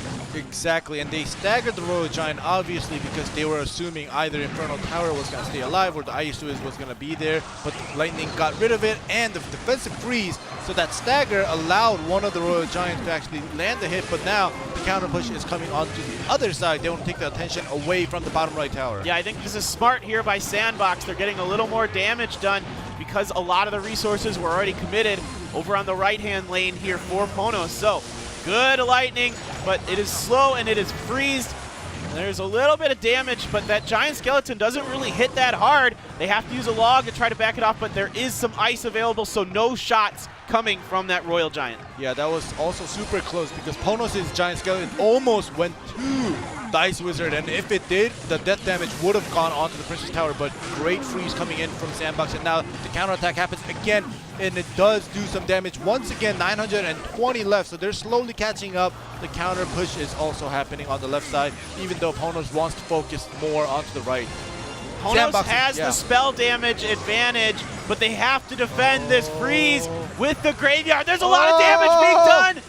Is it going to be able to hold? Okay, Lightning. Now they need the log. Now they need the log. Oh, they're forcing that Graveyard right away, and they're trying to cycle fireball. Through. And wow. Oh my gosh.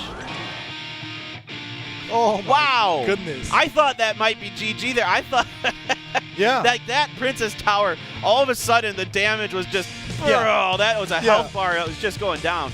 I was looking at, you know, the right side for a split second, and I looked back up, and whoa, what happened?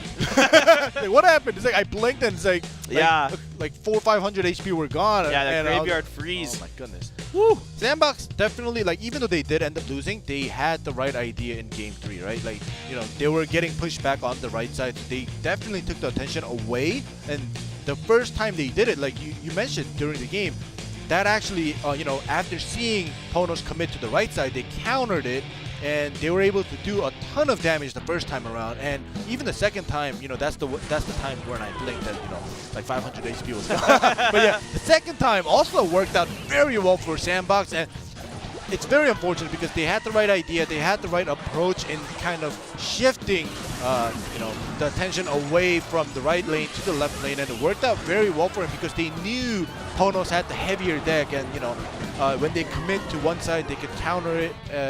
I think it was just a cycle too late. Yeah. I think one cycle earlier, had they started that earlier, Exactly. I think they could have taken it. I think it just took them one cycle too long to figure it out. Yeah. And there we saw the giant skeleton get sandwiched between a royal giant and another giant skeleton. That can't be pleasant. I imagine that royal giant does not smell good. Yeah, that's gonna be a sweaty bus ride right there. That's gonna be a sweaty bus ride. Oh man. But that was, yeah. No, I gotta give it to SANDBOX because even though they lose, like, you know, they show that they're able to adapt. Maybe, you know, even though you said one cycle too late, but they were still able to show us that they're able to adapt. They're able to not just play one way and just say, they're not playing my way or the highway, right? Like, right. It's like, you know, all right, they see that it's not working out. Look at this. It was so close. It was so close. It was so close. And then they tried to get another graveyard going, but the fireball is available, or the log would have been fine there too. And the fireball's a little nicer because it actually takes less time to get to the Princess Tower, so I get why they waited for it. All right, well, now we have Sado versus Raiki Jones here. And we do have the Lightning and the Inferno Tower Band. Yeah, he's lost 3 sets in a row here. He's 1-5 in his 1v1 sets, so like most of SANDBOX Gaming, it has been a pretty big struggle for him in the non-King of the Hill sets. Now, when we get to King of the Hill, he's played really well. Oh, yeah. He's 7-3. It's just strange to see some of these players who play so well in King of the Hill and not in the 1v1s. It's like, it's just crazy. Yeah, the thing is, like, you know, I talked about this, I think a couple weeks ago, and it's just my opinion and my assumption after watching, you know, weeks and weeks of 1v1 and King of the Hill plays. It's like some of the players are better with adaptation. So, like, in 1v1s, you have the chance to, you know, adapt to whatever your opponent is doing, or, you know, change your deck. You have the chance. King of the Hill, it's just one game or nothing, right? Like, you win, next player comes up. You win or you lose, you're gone. It's like, right. So anything, like, you know, if you have a secret weapon, like, in your deck, like, all right, this deck I'm very confident with, I can counter most of the decks that anybody's gonna bring, then King of the Hill, you're gonna be strong. And 1v1, if you can't adapt, not so much. All right, here we go. Sado versus Raiki Jones in our 1v1 set. Let's get into it. I just want to talk about the bans just a little bit. Lightning, of course, is just strong all around. Actually, I think the Inferno Tower ban is a little bit targeted towards Sado here, because the deck that Sado wins the most with is the Hog Rider, like Earthquake or Hog Rider something with Inferno Tower. So I think he wants to just take that away, as well as it being a really strong card. I mean, Inferno Tower is really, really good right now. Yeah, and you know, Sado definitely, he loves playing the Hog Rider, he loves playing the Royal Hog, he loves playing the Ram Rider. So like anything that looks like a hog or like a pig, like Sado's definitely like played it all in his rotation. Yeah. Yeah. That Mega Minion gets a couple big hits though on that bottom left. Ooh, Night Witch. And Night Witch. So, all right. Will this be Golem? Yes, indeed. It will be. And look at the left side though. The boy, Miner and the Prince. No. That's gone. Oh, that's gone. That's a tower. Okay, well, Sado knows that obviously. You know, any Golem player will definitely know. Sometimes you have to sacrifice. The thing is, like, is the sacrifice can you make it worth the sacrifice? Now, right? What is available for Raiki Jones now on defense? Only a Mega Minion here so far, and another Mega Minion is going to come up and end up taking him down. He just has no elixir. Yeah, and you know, Sado being smart, sending that one Lumberjack to the left side, it's gonna force that Dark Prince to, you know, be used on the left side instead of defending the right. So basically, it's kind of like tied up now in a way because, you know, he's Sado is also doing some damage to the King Tower. Yeah. Wow. It's just slight advantage. Raiki Jones on the King Tower right now. Well, a little more than slight, 1,000. That's a little more than slight. It's a bit. It's good. Yeah. So Raiki Jones has a little bit of a speed advantage when it comes to these counter pushes. So now they got to try to find the right time. The E-Dragon fights the E-Wiz. Yo, dog, I heard you like stuns. And now we're going to try here with the Giant. Yeah, that's probably what we expected. Okay, the Giant is getting pushed. The Golem to take away the Prince.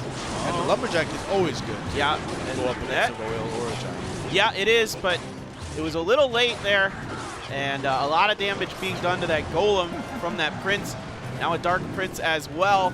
So quite a bit of damage, 1,400. So once again, now even bigger advantage of Raiki Jones. And this E-Wiz is slowing all of this up. It is looking a little desperate here. Oh, trying for the King Tower this time.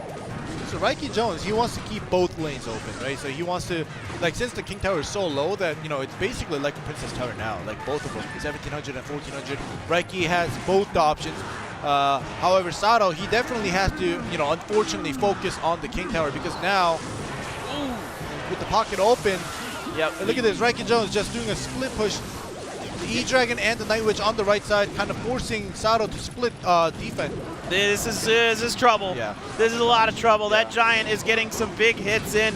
There's a poison there as well. There is a tornado to pull all this back, but a little bit more damage being done. Oh my goodness. 246 left, so it isn't just a poison. One poison and a minor shovel. Yes. Will do the job. Yes, that's all you need. Poison and something. Oh, okay. He has a zap, so now of course, poison. yes. All right. Now we know it's okay. There we go. The poison gets through. Sado puts down Giant. I mean, Golem. Not going to be good enough. Yep. So, wow. Well done there by Raiki Jones, calculating that trade very, very well. Like, you know, I was looking at Sado and, you know, yeah, the trade in the first initial push for both of them, right? Like, Sado gave up the Princess Tower and he counter pushed and he was able to get the Princess Tower in advance, like, you know, kind of trade Princess Towers. However, Sado has kind of, he's used to playing more of a cycle deck. You know, I was talking about the Royal Hog, Hog Rider, or Ram Rider, right? So, I think if Sado brought one of those decks out, like, he would have had better, you know, luck in sense of kind of countering what Raiki Jones brought. Yeah, I think this is a really smart ban by Raiki Jones because it really forces Sado into some uncomfortable decks, stuff that he doesn't, you know, maybe feel as good with. But we'll see exactly what he's going to do in the next game. I could see something, like Royal Hogs or like the Ram Rider, just the Ram Rider Lumberjack without the P.E.K.K.A. or something like that. I think that would be totally doable. We'll see exactly what he wants to do as they talk it over because this is a timeout because they are one game away from the season being over here for SANDBOX Gaming. This is not only match point, this is season point. Yeah, definitely. Like I've never heard of season point, but I just made that up now. Exactly. But you know, I was listening to you. I was like, yeah, that is correct. Like it makes sense. Like it's my first time hearing it, but for SANDBOX Gaming, it's definitely season point. I need to go trademark that right now. Yeah, you got to copyright it. Yeah, I got to do it right now. You got to copyright that right now. However, yeah. So for now, PONOS looking comfortable because, you know, in their heads, right, they just need to win one more game to kind of keep Kicks at third place and stay in second place. Yes. For SANDBOX Gaming, they are definitely sweating their butts off right now. They want to win. It is their season point. They have to win everything from now. They have to win this set, reverse sweep it. They have to win the King of the Hills to stay in the game. Yeah, real quick, I just wanted to look ahead to who these two teams play. So for PONOS, this is even more important because they got to play Bren next week. Ooh. They got to play Bren. Yeah, that's not going to be an easy game. Kicks plays SANDBOX next week. Okay. So definitely got to win this one, does PONOS. I guarantee they're thinking about that. Knowing that Kicks plays SANDBOX, that SANDBOX has been, let's be honest, our weakest team so far. And we'll see what they can do. It is all on the line here for Sado. Right. Well, I think with the Inferno Tower being banned and the Lightning being banned, right? Sado could definitely opt to go back to one of his cycle decks with the Hogs. Yeah. There's definitely a version of that, and it looks like he might be thinking something like that here. I mean, there's still plenty of cycle decks available, but his favored one was Hog Rider with the Inferno Tower, and then, some other things. Depending, usually it's Earthquake these days, but we see other things behind it. But either way, I don't know. Like, yeah, the Inferno Tower, like, Sado loves. Okay, Rascal. All right, so we've seen Sado go Rascal Royal Hogs. Whoa, there we go. There's the Three Musketeers. Haven't seen that much in Clash Royale League Asia. A lot of other leagues have been using it quite a bit. But here, we haven't seen a ton of it. The Japanese teams, though, are typically the ones we do see it from. And so, yep, exactly. Yeah. Look at this. Yep, we got some spell bait going on here. Yep. The Ram.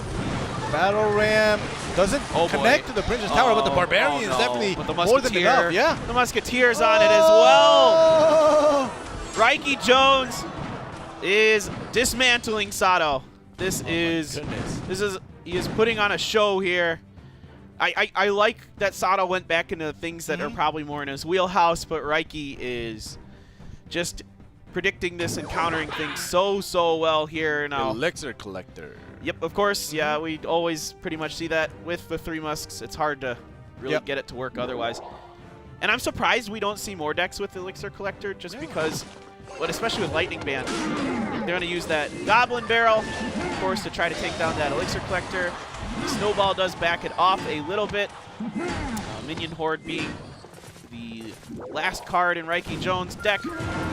And so it is already desperation mode. But, you know, Sado has done a fair amount of damage to that top right tower. Yeah, it's not like Sado has no hope right now, but obviously for Raiki Jones, he's definitely more in a comfortable position. There we go. The Rocket will do more than enough damage to get rid of the two Musketeers and do a ton of damage to that Princess Tower. So the hope is still there for Sado. Right, and you just got to find a way to cycle into. Oh, now it's just rocket range because that Goblin did get a spear chuck in there. All right, so Raiki Jones trying to push down this bottom left. And Sado will definitely get this tower down one way or another. So Raiki's got to find a way now to set up and counter this himself. That does put that in rocket range. Yeah, Rocket? Where's the Rocket? I'm not sure. It looks like he's not interested in it. Maybe it wasn't. No, he definitely had it in his cycle, I think. I'm pretty sure he did. He used a Goblin Barrel. He used two other cards there. Yeah, it definitely should have probably. And he missed the timing.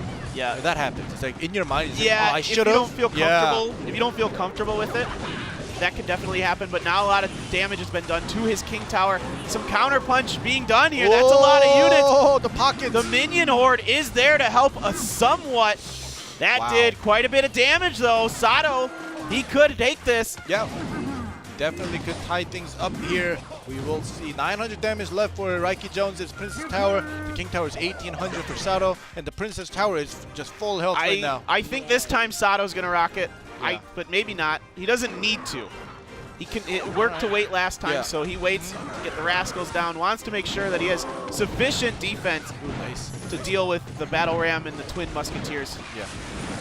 And he is able to do that there with the help of that Princess. So.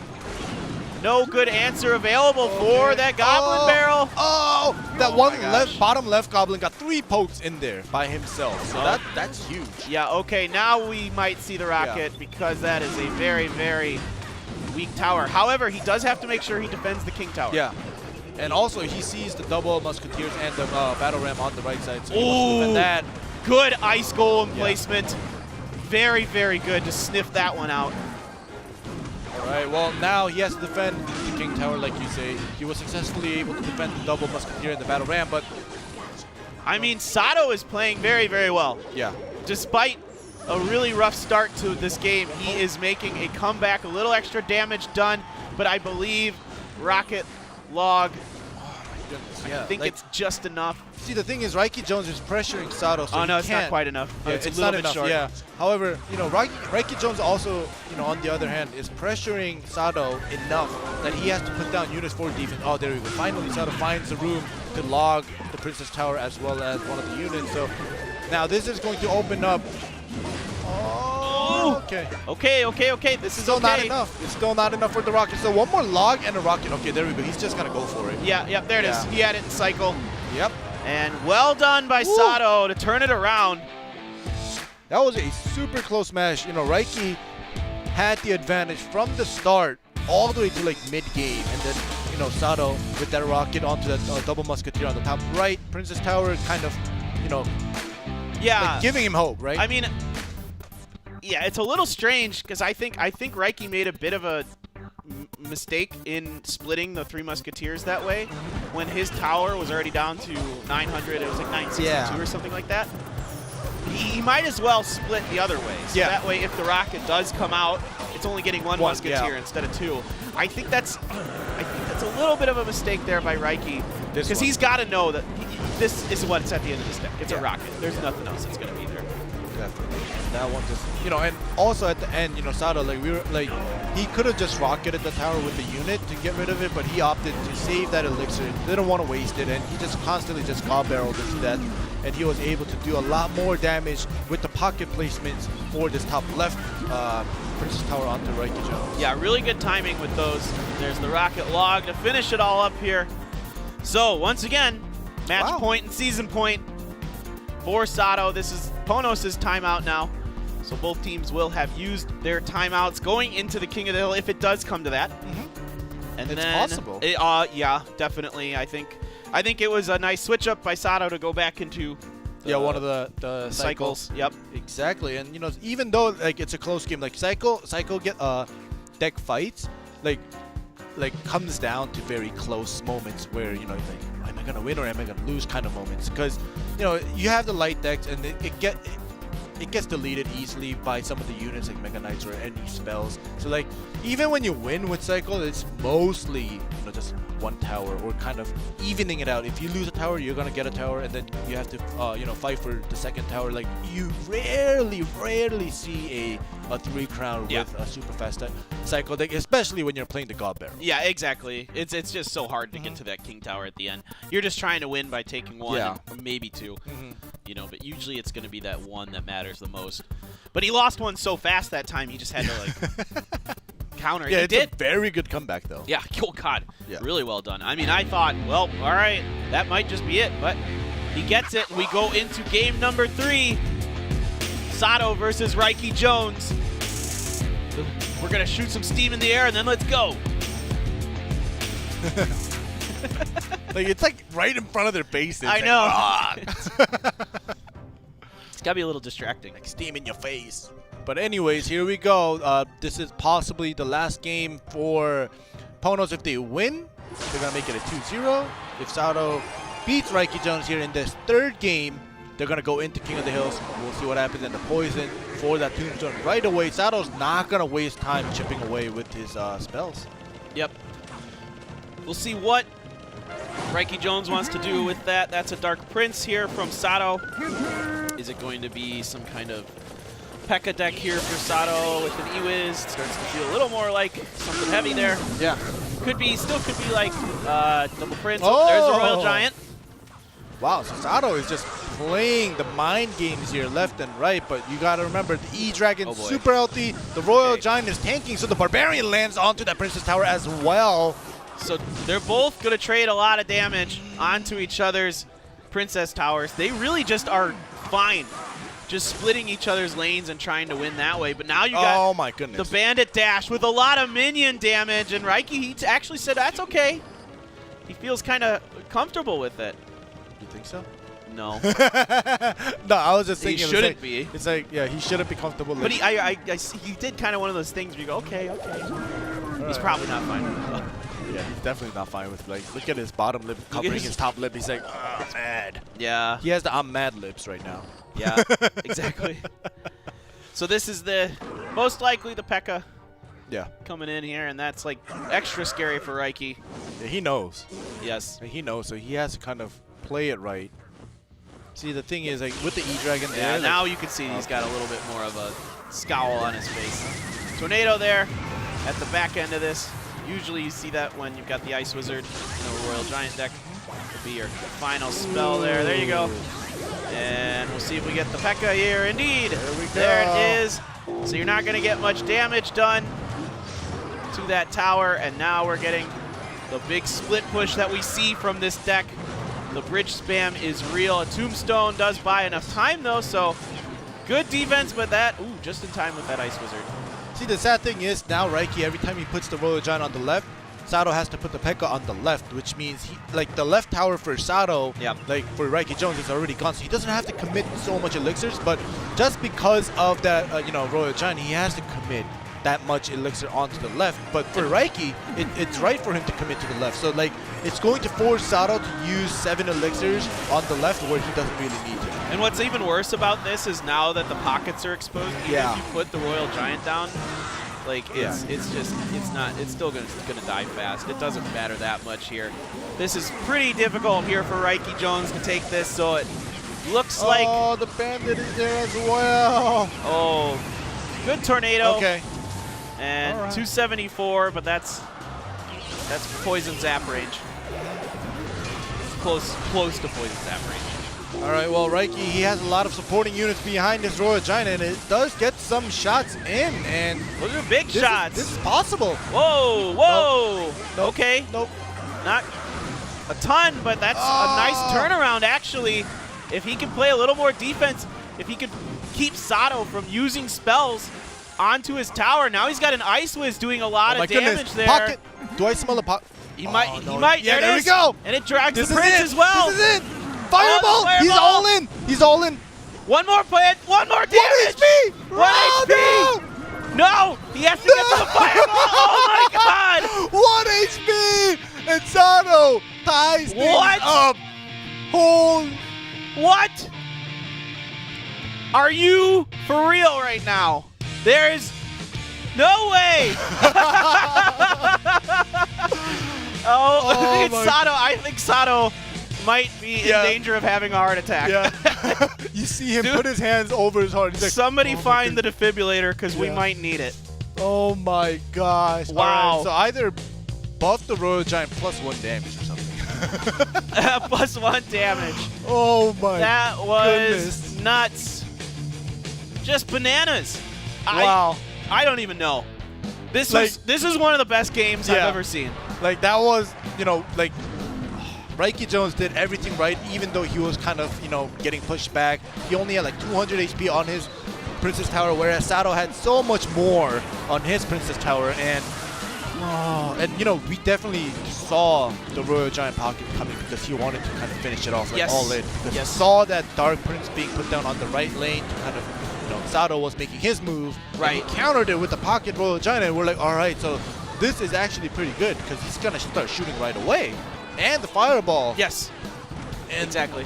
I did not expect the 1 HP. It even has the added benefit of dragging that Dark Prince away from going towards your Princess Tower.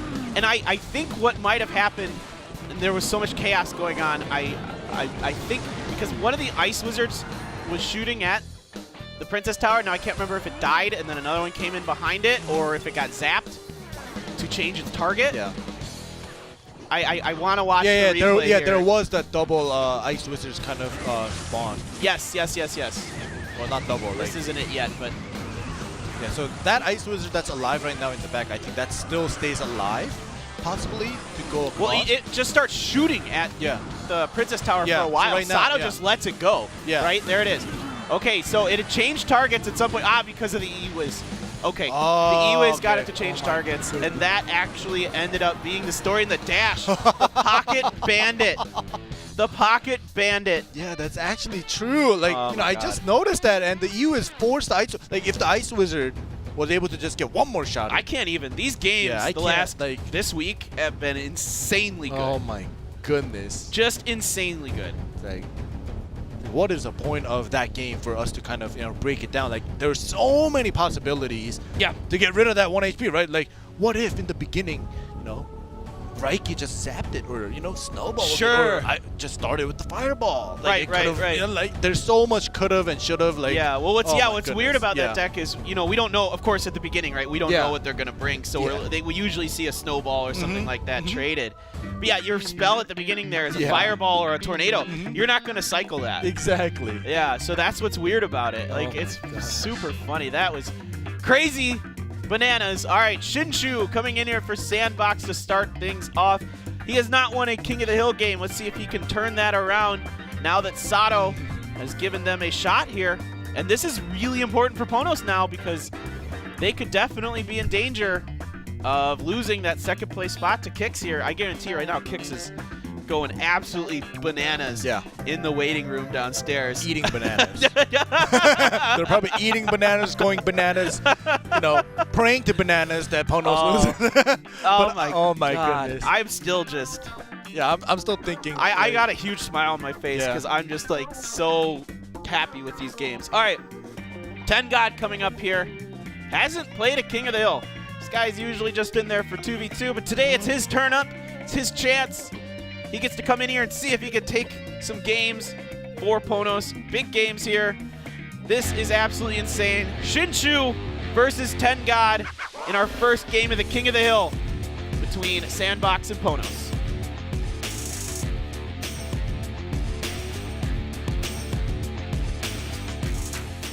And real quick, Tornado Ban and Battle Ram. I get the Battle Ram. That deck is so good right now. Yeah. That is so hard to defend, that deck. Yeah, so now, like, nowadays, the bans, like, there's so many good cards to ban that you basically either ban a card that you don't want to go up against or you just kind of target ban, right? Like, depending on your opponent. Right. But this is King of the Hill, so, like, they want to just, you know, I guess in a way, SANDBOX thought, you know, Battle Ram caused a lot of trouble with the counter pushes and the bridge spam, so they wanted to get rid of that option from, you know, PONOS. Yeah, and PONOS can play so many different kinds of decks. We've seen them play a lot of different types. So all these teams do it these days. They're all playing different stuff. All right, there's the Sparky. Sparky coming through. All right, Shinshu with the guards there. So this is probably the Lumberjack variant with the Goblin Giant. Now that Ewiz does make this a not so happy Sparky along with that Lightning. And does it. And this is oh boy, this is going to be difficult. I'm going to be honest with you. This is going to be very difficult for Shinshu. All right, so that Goblin Giant was supposed to be in front of a Sparky. There's no Sparky in the back to follow through, so he wants to just cycle through it, and now this is going to be a problem with that Giant in the front. And that Barbarian just disappeared. Yeah, exactly. And yeah, okay, you've got the guards here to deal with that, but this is so many punches coming in from this Giant. Yeah, this is a 10-punch man right here. Yeah, exactly. He's not one-punch man today. Alright. At this point, actually, Shinshu just, like, he basically can't play the Sparky. Like, this, you might as well just throw the card out the window. I mean, you could try, but honestly, it's between the Lightning and the Ewiz, you're not getting anything done with it. You just aren't. I mean, okay, you could try. You have to. Well, yeah, I was thinking, like, you have to switch You have lanes. to try something. Yeah. You could switch lanes. But now. But the problem is you could push on the left and save the Ewiz for the right. All right. Well, I guess in a way that's a nice pull to get rid of that Prince. It's good. It's a but good still, pull. like, is that going to be enough? Like, that one good pull isn't going to get rid of it. Like, oh, he's got a Lightning of his own. Okay, he has to use Lightning as well here, and a Mega Minion just in time to prevent it. Well done by 10 God. Well, a nice try by Shinshu. I think that's the best it's going to get, though. Like, from what Shinshu did just now, like, he changed lanes.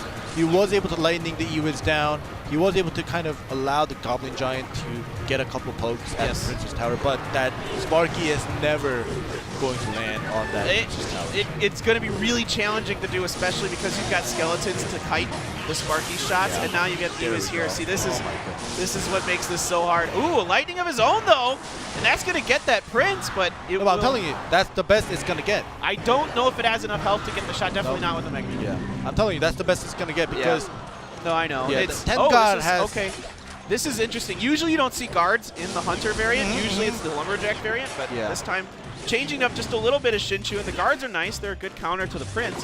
Well, one Lightning away for 10 God to secure the first win of King of the Hills.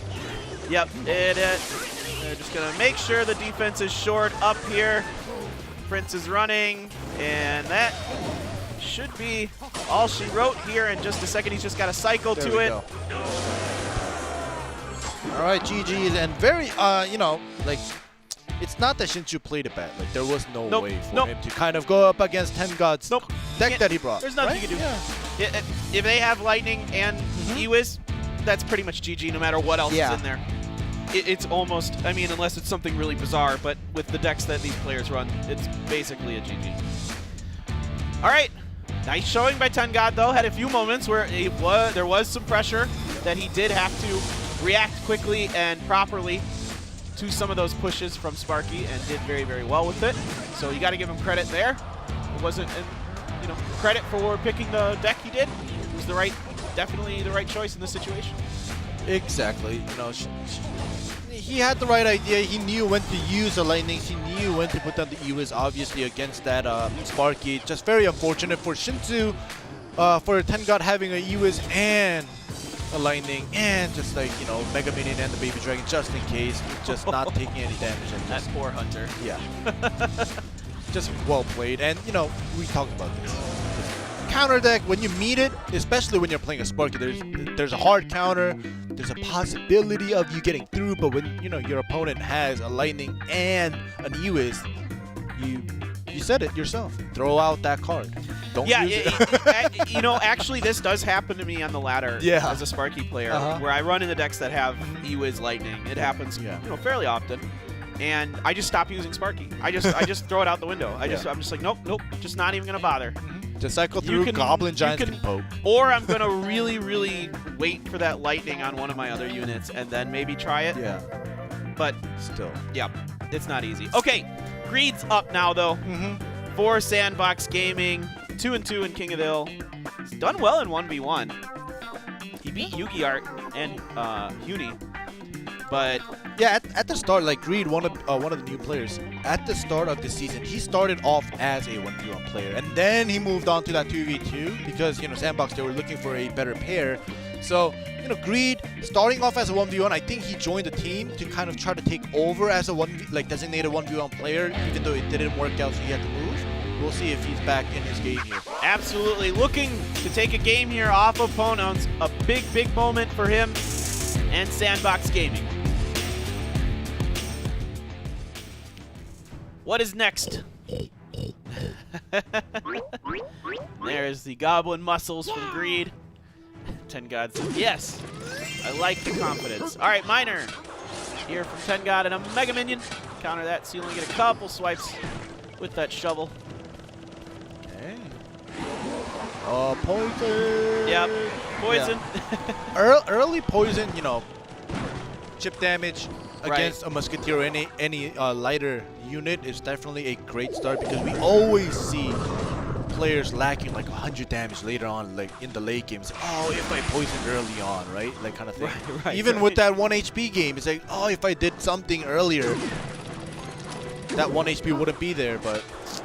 Okay, Miner here once again, the Musketeer from Greed as well. These decks look pretty similar so far. There's the Balloon from 10 God. All right, so just a solo Balloon. And a Furnace though, so no hope for that Balloon. Nope. And the funny thing is, you know, 10 God's Ice Golem was on the right lane. The Balloon was just alone on the left lane. Usually it's the Ice Golem Balloon on the same lane, but... One Fire Spirit. Yeah. Does that look icy to you? All right, the Barbarians, very common these days. See the Snowball to back them up, but that's not quite enough, so you got to use the Musketeer as well. There should be 1 or 2 hits. Oh, just in time with those skeletons. Yeah, so Greed figured out, you know, seeing the Balloon, that Barbarian is not going to be used for any Royal Giants or Giants, so he just puts it down on the lane by the bridge. And that Musketeer actually connects to the Furnace, and that's actually a very plus for 10 God. Yeah, absolutely. He wanted, you know, obviously Greed wanted the Ice Golem to be the one that did that, but it just wasn't there quite in time. Here comes the push with the Balloon, but there's a Mega Minion there. Trying with the Miner as well, just in time with that Furnace. So, okay, and you're getting some nice death damage there, not only onto the Princess Tower, but onto the Musketeer and Ice Golem as well, so you can clean that up pretty efficiently. Right, so right now 10 God is pressuring Greed and forcing him into defensive mode. Not looking great, and great, you know, placement for Greed either way, but that Balloon does get a drop in there, and now Greed is just getting pushed back and back, and it's not looking great for him. Yeah, does Greed have something with that last card to turn this around? The Balloon, though, is already in and the Musketeer is going to cause a lot of problems. Yeah, the Musketeer. Fortunately, this time the Ice Golem is able to get locked on, so that Musketeer does go down. But oh boy, this is a very healthy Balloon. It will get the drop. Ooh, just top short. I thought it was going to get it. Yeah, I thought too. But with the death damage, 152 left. So if there is some spell on the back end of 10 God's deck here, but most likely it's actually an Inferno Tower. So, all right, well, either way, if not this push. Oh, there we go. There's the Snowball and the finish with the Miner.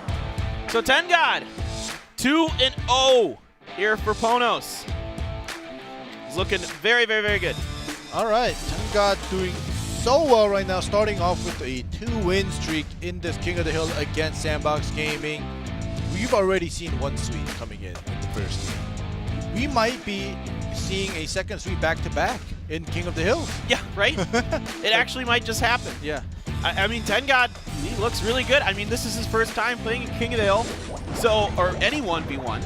So I think this is actually kind of in his favor because nobody has any information on him other than what he plays online, you know, on ladder and all that other stuff. But, you know, he's going to hide a lot of what he's practicing and that kind of thing. So nobody really has any idea, like, what his tendencies are, what he likes to do, you know, what he doesn't like to go against, that kind of thing. So, yeah. Right there, and it's very unfortunate on the side of Creed. He had the Barbarian ready. Excuse me. He had the Barbarian ready just in case, you know, TenGod brings in a heavy deck, and it would have been a very good deck to go up against, you know, like a Giant or a Royal Giant. But seeing that it was a balloon, Greed had nowhere else to use the Barbarian in an efficient way. So completely nullified. Yeah, so it's very unfortunate. Just completely nullified. Okay. Now, here's the good news if you're a SANDBOX Gaming fan. This guy Sado is really good at King of the Hill. Yeah. And he's swept 3 times. Yeah, look at his score, 7-3. Yes, and 6 of those wins are sweeps. He did it against OP.GAMING and Kingzone. Okay. So he's done it against Korea teams. Can he do it against this Japanese team here in PONOS? That's the real question. Can he pull off another miracle? Literally, the only 2 wins this team has is because of this guy. That is true. Because he won, he swept the King of the Hill, which means that was actually the last game or last, you know, set to be played. And Sado, he is the hero of SANDBOX, regardless of them winning today or not. Because even in set 2, he was able to win against Raiki Jones with that 1 HP Princess Tower. Oh so my goodness. That was also another amazing thing that Sado did for SANDBOX game. That was maybe my favorite game of Clash Royale ever. That was so fun. All right, here we go. TenGod versus Sado. Match point, season point. For SANDBOX. And I bet like Sado, like he already brought SANDBOX to King of the Hill by winning that such close game with that 1 HP. In his mind, he's up again. He's the 3rd player. He's like in his mind, again, guys. Like, I have to do this. Yeah. Oh, it's so much pressure to put on this guy, and you can see after that last game, so that one got to him. It definitely did. That one was hard. Okay, we're waiting. Give them some time. Possible neither player has a cheap spell in cycle.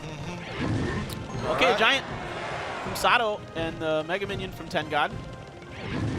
And another Giant as well. So, Giant versus Giant. And we'll see which one. Okay, Prince here. And Prince, okay. This might be a pretty mirrored matchup. All right, the E-Wiz is nice. Is that? There's another E-Wiz. Oh boy. They came with the same thing. All right, well, we'll see if there's something different. They might be the exact same. And those are kind of fun because then it comes down to who can outplay who. See, I think it was Clan Wars, right? Collection Day. When you, no, events. Mirror Deck Challenge. Oh, yeah. Yeah. I remember that. I hated it. let's hope Sado and TenGod played a lot of the mirror deck challenges in the past. I haven't seen that come out. One difference so far is Zap. Okay, yeah, that is true. That is one difference. So it's not mirror. It's not exactly mirror. I mean, basically they're very similar cards. And I think, well, we'll see how the Zap might come into play because of the charges from the Princes. Yeah. And there's Dark Prince here for Sado. E-Wiz. So putting down the double Prince is going to get rid of that Giant a lot quicker. And that poison poke damage, now Sado is going to opt to kind of try to chip it down a little bit with the poisons. Yep, you got a healthy Mega Minion here and a Prince, but a Lightning. Ooh, that's going to actually Lightning, that's another big difference here from TenGod. And that's actually huge because that means if it comes down to a spell battle, it's going to be TenGod's favor. Definitely. All right, gotta find some other defense here. It's just in time, I think. Oh, one punch. Jinx. But anyways, yeah, there's slight differences. I was hoping in my head as I was saying, oh, it's a mirror deck. I was hoping in my head, thinking like, all right, let's hope that there's small variations, that it's not exactly the same. You just saw that defensive minor come through from Sado, and it's not looking great. No. Not enough elixirs to perfectly defend this, and TenGod may just get a 3-straight win here. 10 seconds left, and now the tower is in range of that lightning. It's just lightning time. That's all he needs. Once it is in cycle, it will be GG. The skeletons and the prince throws down a giant to try to do it, but TenGod sweeps it for PONOS, keeps them in second place on Group B, and unfortunately for SANDBOX Gaming, their season will come to an end here. They still have to play one more. They have to play one more, but they will not be able to go to the playoffs. Yeah. They still have to play one more day, and they got to play Kicks, so they can play Spoiler against Kicks. That is a possibility. Sado played well today, but it just wasn't enough. Yeah, it was GG. Sado, I think he's just been that player for SANDBOX Gaming. In the first week, I thought Greed could have been that hero, but as the league went on, Sado, even though SANDBOX Gaming was just on a losing streak back-to-back, Sado just showed us amazing games, even on losing days. Well, they need to find... I think Sado and Greed are good, especially at 1v1s. Yeah. They need to find a 2v2 pairing that works up there, that whether that be, with Shinshu and Ito just practicing more, or if they decide to switch out, bring in some new players or something like that. We'll find out next season. For now, that will do it. PONOS is the winner. They take SANDBOX Gaming out in a sweep in the King of the Hill by TenGod. Up next, Talon versus Fob Gaming. Stick with us, guys. We'll be back with more Clash Royale League Asia.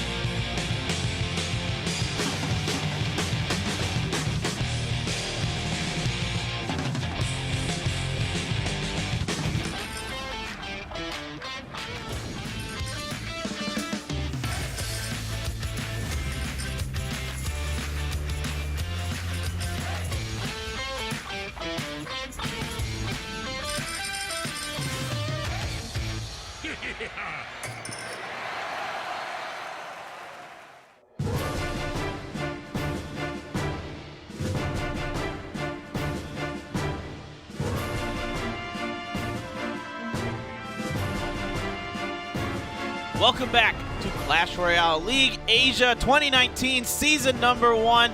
This is week 7, day 2, and we're down to our last match of the day. It is match number 60 for the tournament.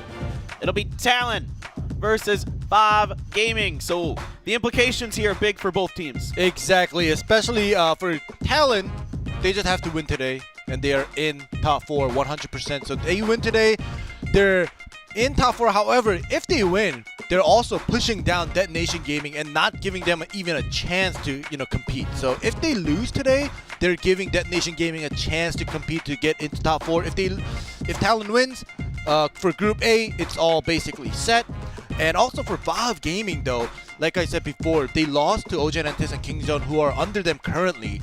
So if Talon wins and OP loses, that's also going to just, kind of twist everything, especially for the bottom 3 for Group B.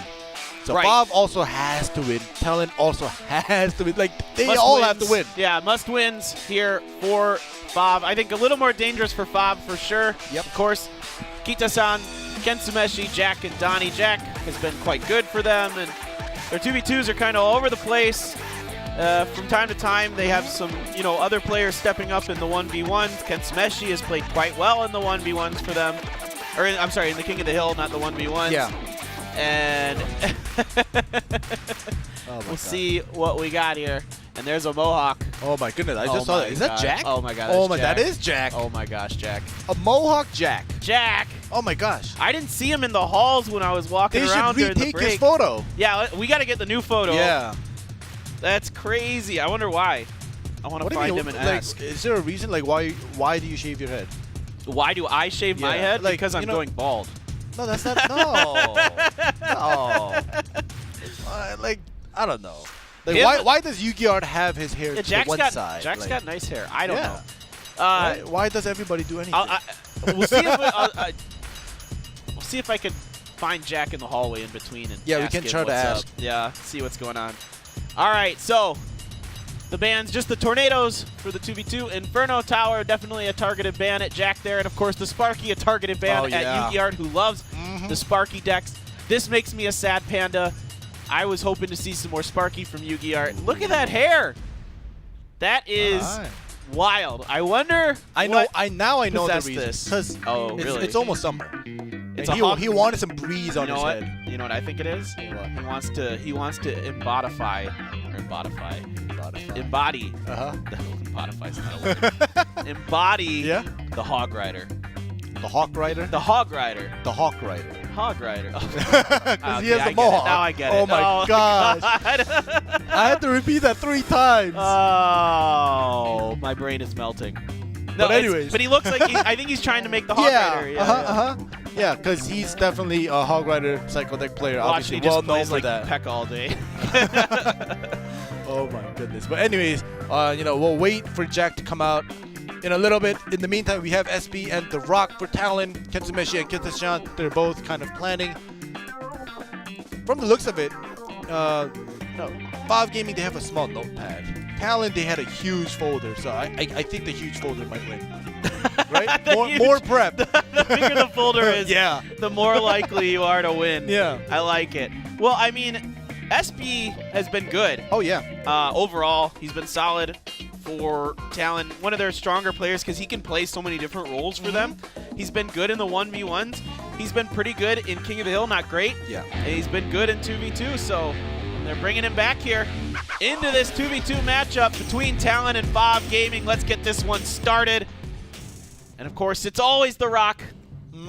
Pretty much always there. Not always, but yeah. The thing is, for Talon, like we had like 4 of the players kind of swapping back and forth for 2v2s, whereas OP.GAMING, they've stuck mostly with Kentsumeshi and Kita-chan, other than one game with Jack and Donnie, right? Right. So in terms of communication and just natural teamwork, I think OP will be more kind of comfortable with each other. However, like you said, Talon, they've been switching things up, especially not because, they were lacking in some places. They just had so many great players that were able to swap around. So We'll have to see. But in the meantime, we do have the Hog Rider able to ignore the Inferno Tower. The Inferno Tower locks onto the skeleton, the giant skeleton, and Hog Rider gets a lot of swings onto FAV.GAMING's Princess Tower. It's a nice push to start out with. Yeah, so Talon, they're 2v2s. It's always either SB and the Rock playing together, or, oh, that, look at that Ram Rider. There's no space there. It can't get through. But it is actually, okay, I was going to say it is pretty healthy, so it might get through, but still, either way, that's wild. I think I saw a bit of chuckling there from Kensameshi and Kitya-san, because that's pretty funny. That Ram Rider this time not able to get the snare to prevent a Hog Rider swing, and it will go down to the Mega Minion and the Lumberjack. We're seeing a lot of sandwiches today.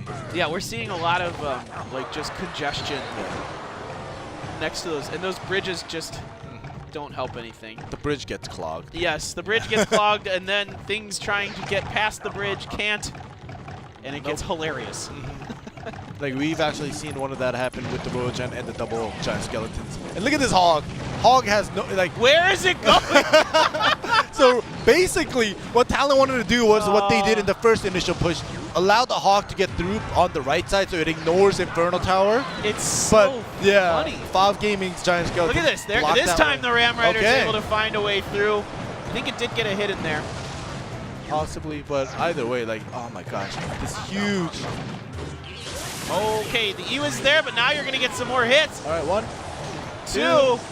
It's raged. Did he get the third one? But either way, there's just too much Hog Rider damage coming in from Talon.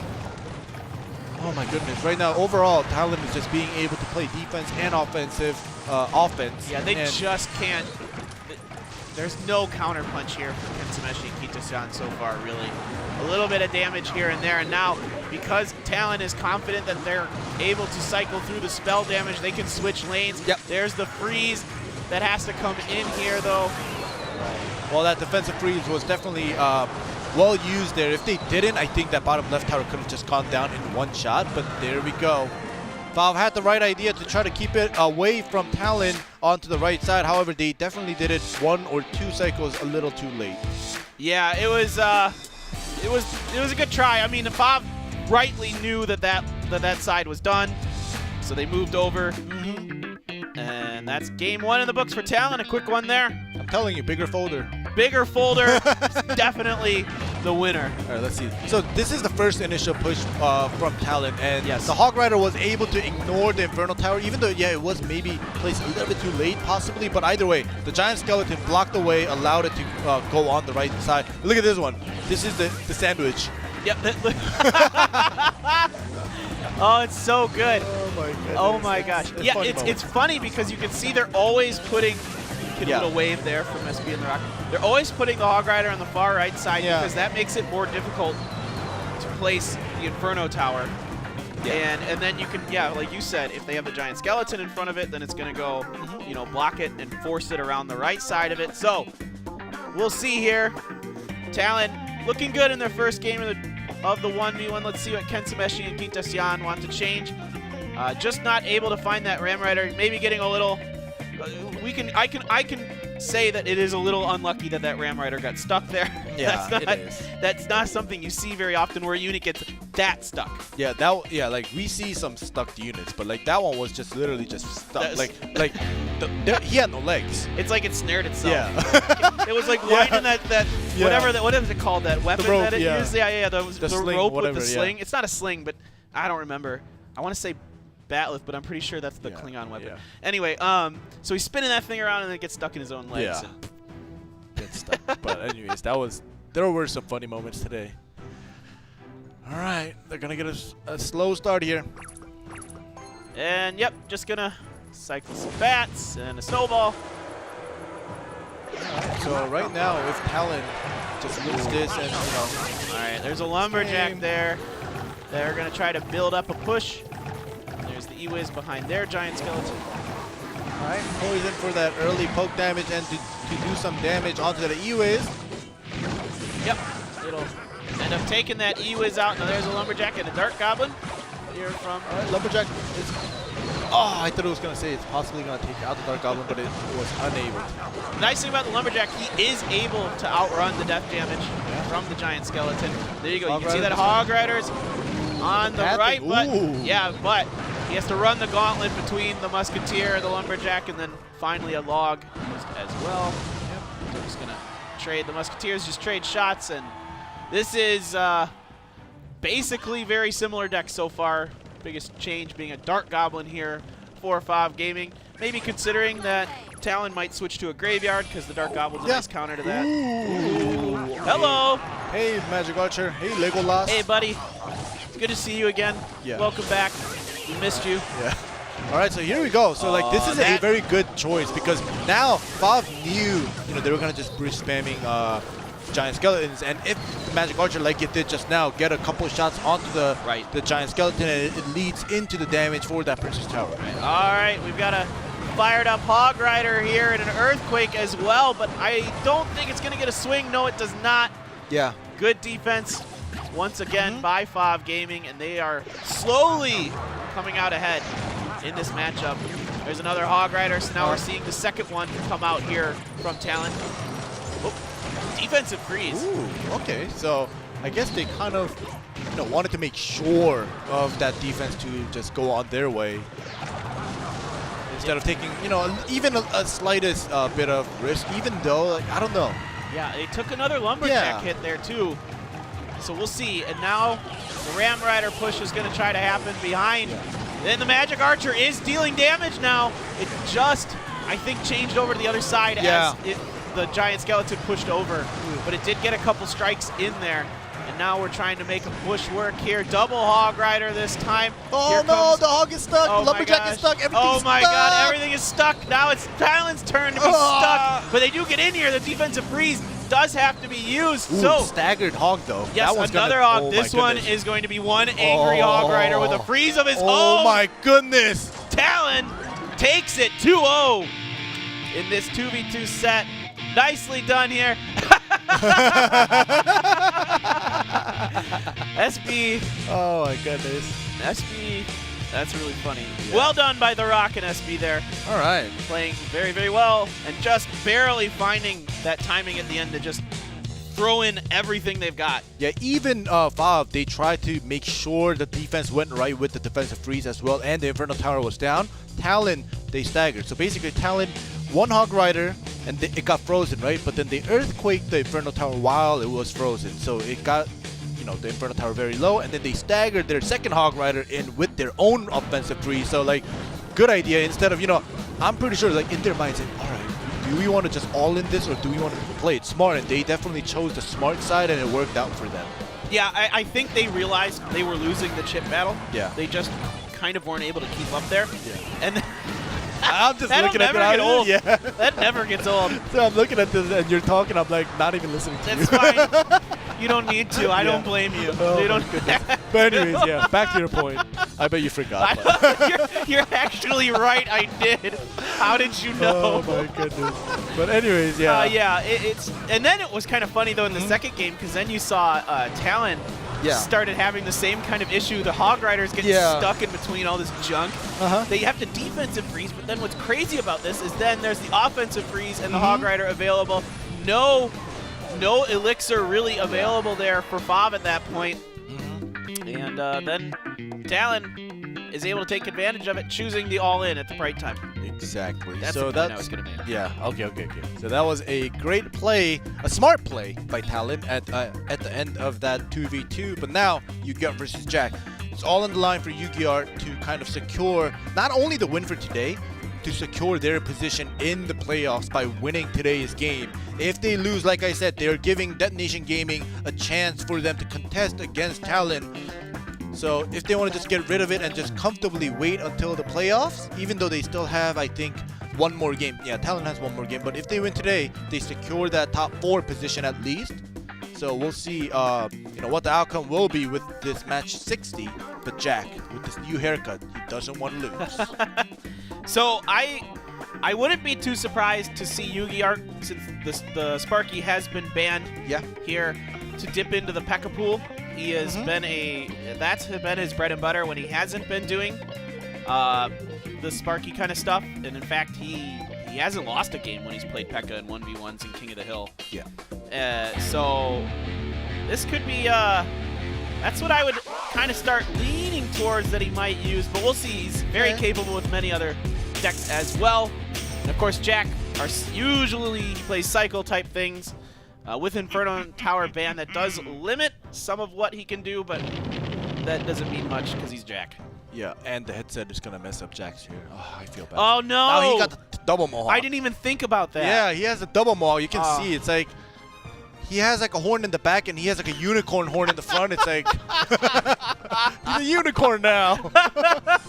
Oh my goodness. Oh my gosh, this is one of the most entertaining days of Clash Royale League Asia I can remember. I am laughing so much. We got one game with a 1 HP Princess Tower that gave him the win. Yes. And then we had the clogged up bridges with the stuck Ram Riders. Bop, bop, bop. This looks like P.E.K.K.A. Yep. From Yu-Gi Art, and Jack's got a Night Witch, so definitely feels like Golem. Yeah. We'll see. Yeah, we'll see. Like, there were times when we saw the Night Witch and the Ice Wizard, and it was Lava Hound. Yes, that's true. You can do that. A couple weeks ago, yeah. Yes, that's right. So we can still because the Baby Dragon also in there. It's just like Golem most likely is what people would think. Yeah, it makes you think that, but you're right. There was that Lava Hound. I remember that now. So we'll have to see. But either way, we'll have to see if Yu-Gi Art will actually. Yeah, he's probably gonna just save that P.E.K.K.A. For sure. He might not even need to use it, depending.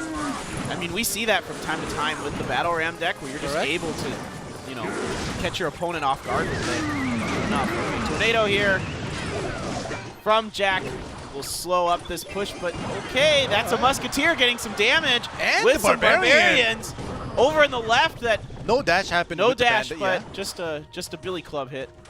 But either way, it was both coming from Yu-Gi-Oh! A split push that both landed. So, I mean, because Yu-Gi-Oh!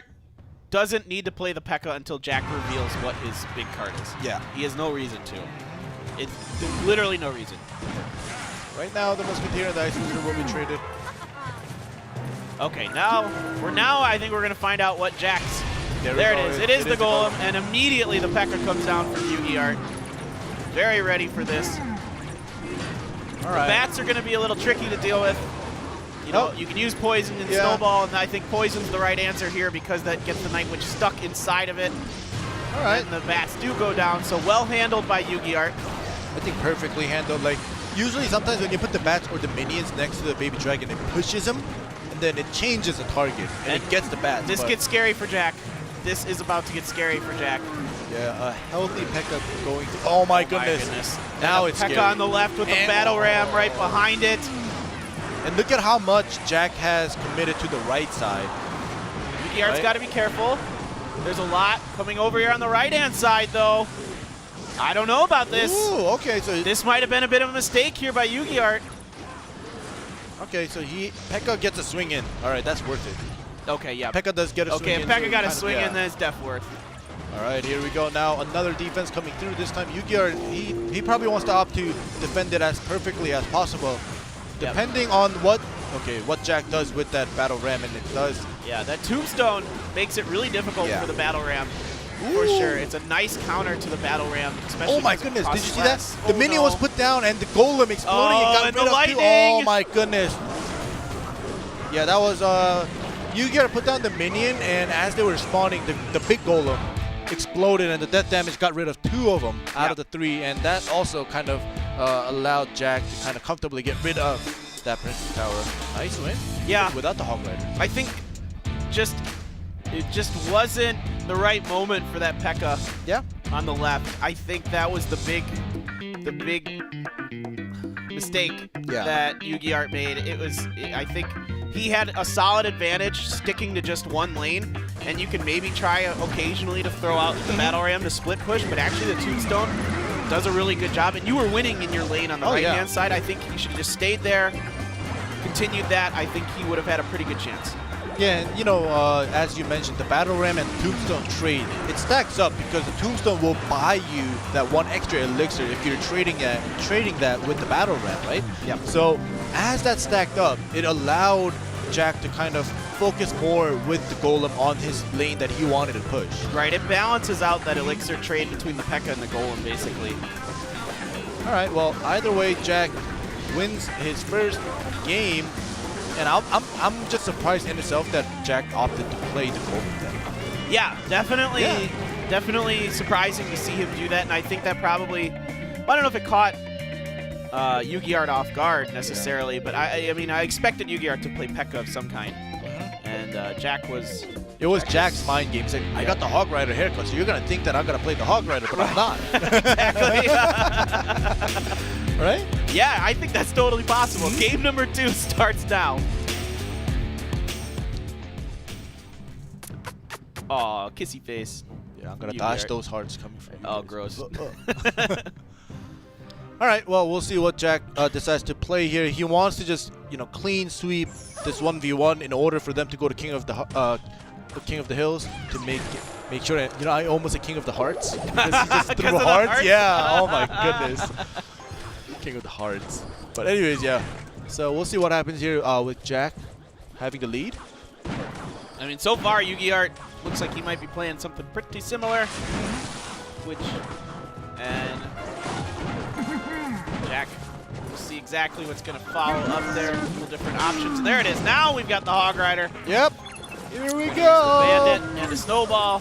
Still back gets that off. No hits. Yeah. Perfect defense there by Yu-Gi-Oh! Will it back get a hit? Nope. Sometimes those bats get one, like when there's 5. Yeah. It all depends on like the path. Yeah, the pad thing, yeah.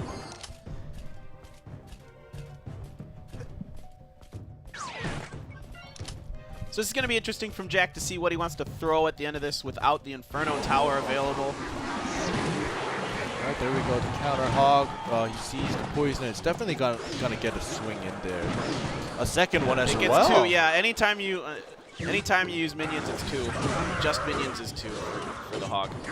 All right, the Lumberjack doing its job, chopping down the log, or the Battle Ram's log. Yep, and you got the Ice Spirit and the Ice Golem there to take care of the minions and the Bandit. For now, it's very close. Yep. Alright, so. Nice pushback. Backs it up. Ooh, no hits. No hits. Nice. Good defenses here from Yu-Gi-Oh! Yeah. But that. Oh! The charge Gets or the charge dash, damage. Yeah. Gets in And here. So now it's going to get interesting. Yeah, it's slowly building up. I'm curious if Yu-Gi-Oh! Is going to throw down the P.E.K.K.A for defense against the Hog. At some point here, he's been doing a great job using the Snowball with like the Bandit and the Dark Prince. Will he opt to do that at some point to try to get something going here? He's got a lot available to his Nope, he wants to try to force the action with the P.E.K.K.A himself. Immediately a Barb Barrel comes down, but the Musketeer still has a sliver of health remaining, and that is a very dead P.E.K.K.A. All right, so the Dark Prince does get past the bridge. Not going to be enough, though. Great defense coming in from Jack. Now he's going to try to counter that because the Musketeer is going on the left. The Ice Spirit will buy the Lumberjack some time.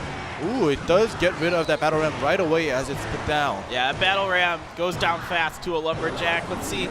We've got Poison to help deal with that Musketeer, but now we've got the Hog Rider with some bats, so you can't just use a P.E.K.K.A there. Got to use some minions. All right, so one swing. Yu-Gi-Oh!'s Giant Snowball actually pushed Jack's Hog Rider towards the Princess Tower, so it actually, even though it got slowed down, it does get that one swing in there. Really good Battle Ram placement here to get that Lumberjack over somewhere else by himself sometime. Ice Golem gets a few hits in, but it doesn't do much damage, to be frank. Now you're going to have to use a Snowball over in the right, or the minions as well is fine. Oh. All right, down goes that Musketeer. That's actually a big deal because now P.E.K.K.A doesn't have anything behind him. Well, now he does. Well, now he's got a Battle Ram. And actually, the Ice Golem pulls. Oh, the charge is going to come in. He gets the charge damage.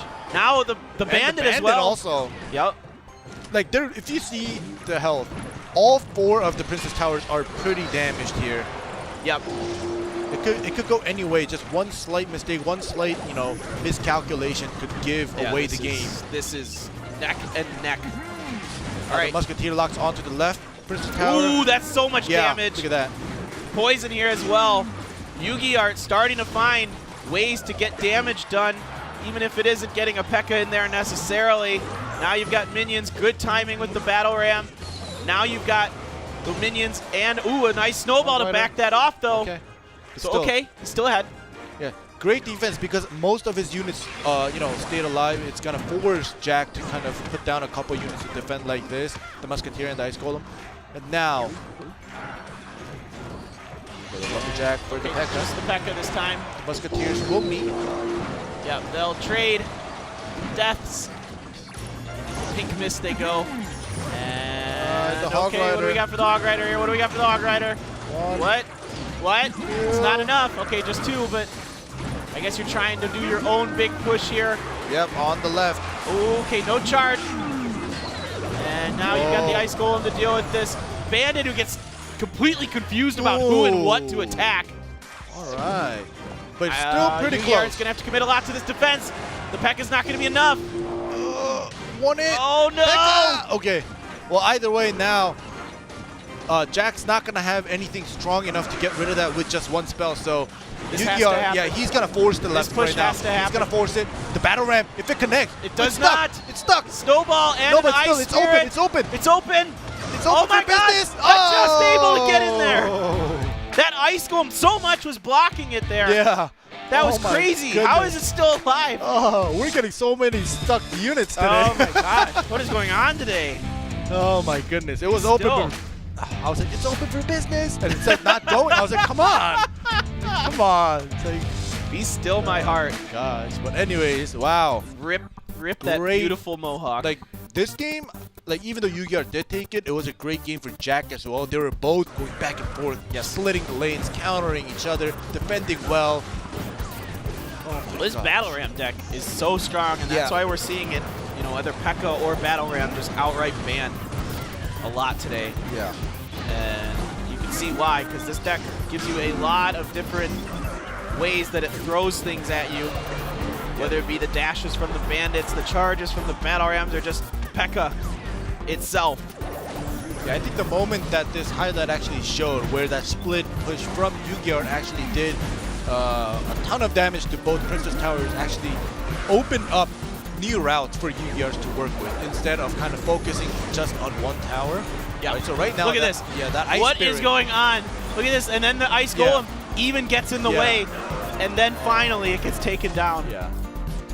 So the Ice Spirit first freezes it, and then the Ice Golem, as you say, kind of fat enough to force it not to, you know, get the charge damage, but still eventually it does get through. Oh my goodness. Today we have some fun games every single match. Yeah. Really, really close, good games. I'm curious to see if Yu-Gi-Oh's going to try that again, and if you're Jack, what do you do? You know what I mean? Like, how do you adjust? If it's just going to be P.E.K.K.A. Battle Ram, you know, what do you think? Well, I don't know. I think Jack is going to definitely stick with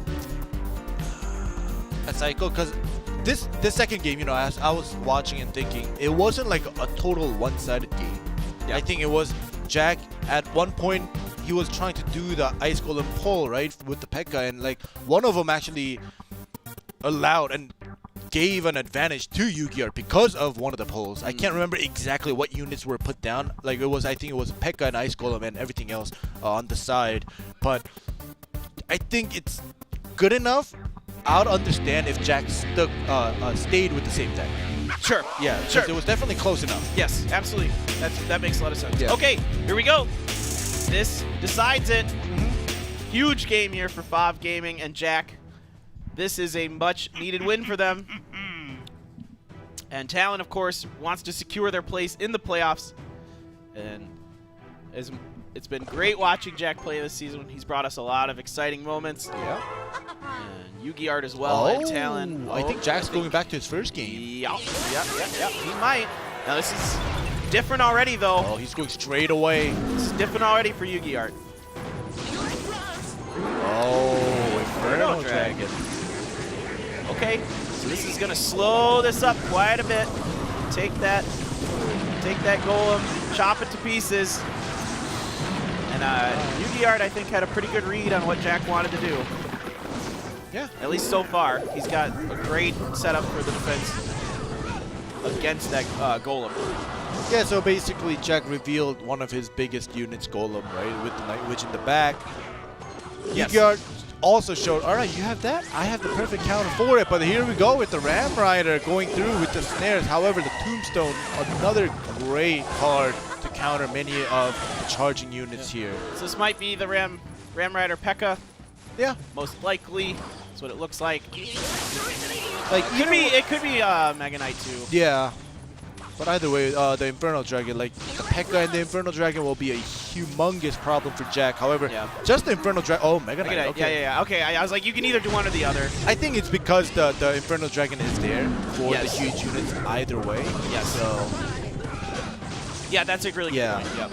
So we'll have to see. The Mega Knight could cause a lot of problems. So you kind of cover a lot of your bases with this against what Jack likes to do. You have the Mega Knight if he's playing Cycle. Yeah. And you have the Inferno Dragon if he's playing the Golem. Yeah. So right now, Yugiart definitely has a better deck from what we've seen so far. We'll see if you never know. Yeah, you can never know. However, Jack's so good. I just like... The thing is, like, even because not only the Mega Knight and the Infernal Dragon, the Ram Rider, right? So that's going to do a lot of split pushes like he's doing right now, and it's going to land a couple shots, and that will stack up and allow Yugiart to get the win eventually, unless Jack thinks of something. Yeah, that was some big damage up there, and now you got the big Mega Knight himself coming down, and Yugiart's already building. Look at all this pressure he has on the board, and his Elixir is even with Jack's at that moment. Now you've got this available, and now the Ram Rider is free to just go in. The Tornado is there, though, and it does activate the King Tower, so okay. That's good news, of course, for Jack. Yep. But will that be good enough? Because look at the tower damage either way. With the Ram Rider, he doesn't care. Like, obviously, without the King Tower activated, it'll do more damage and it'll stay alive longer. However, you know, one initial charge damage and one swing is definitely good enough for Yugiart to stack up for the win. All right, here we go. Gonna try it again. On the left immediately. Everything. So much damage. Oh my goodness! The dash goes in, and Yugiart, look at his face. Like, It is Yugiart and Talon Gaming who will take it. He is very, very happy. Yeah, he is happy. You can see it. And Talon secures. With this win, they secure that top 4 into the playoffs. Yep, and that means, I believe that is the end of the road. Well, for sure for SANDBOX, of course. Not 100% because if... Not Detonation Gaming, 100%. Oh, actually... I think it is, right? Because they... Yeah, for Detonation Gaming, it's over, unfortunately. Because they need a Talon to lose today and next week. Right. Yeah, so Talon is in, Detonation Gaming and SANDBOX on the side of Group A are done. For Group B, yeah, FAV has to win everything because they're tied. Oh, they lost to OG&NTS and King Zone. Yeah, so this is over because Talon beat Detonation, so if they're tied, yep. Wow. What about for FAV? What do we got going here? All right, so for FAV... it needs, now it gets crazy. It definitely does get crazy because now FAV has one more game, OG&NTS has one more game, and they're still in the game. Everybody still has one. Yeah, right? They're not out. So right now, everybody's 4 and 6. So if OGN and King Zone lose and FAV both win, those have to lose. Yeah, and they then both they have to win. Exact, correct. Got it. All right, so there's your situation, folks, for FAV Gaming. They need to win, and OG&NTS and King Zone Dragon X need to lose. Correct. All right, we got it. We did it. We are over with today. Some amazing games today. What a fun day of Clash Royale League Asia. And there's your breakdown for our standings, as every team only has one more match to play. Detonation Gaming and SANDBOX Gaming, they are out. So in some order, it'll be Talon and OP.GAMING in 3rd or 4th. It kind of doesn't matter in a way, actually. I like sitting here thinking about it. I mean, you probably want to win just to feel good, and you're playing for pride at that point, you know. But because both of them have to square off, you know, anyway. Ooh, all right. So this next week is going to be huge, especially for who is it? Oh, well, all three. Yeah, OG&NTS. All three. Group B is going to be so crazy, and it's funny how FAV Gaming is playing at the end. They get to see if OG&NTS or King Zone win or lose. Yes. And if they both lose, they're in the position of pressure where they have to win, right? I am jealous of you tomorrow, man. I am going to be watching and just absolutely hoping that that's the situation that occurs. Yeah. Because that would be so fun to watch that match if FAV has to do that. go into that situation in a must-win situation against OP.GAMING. Yeah.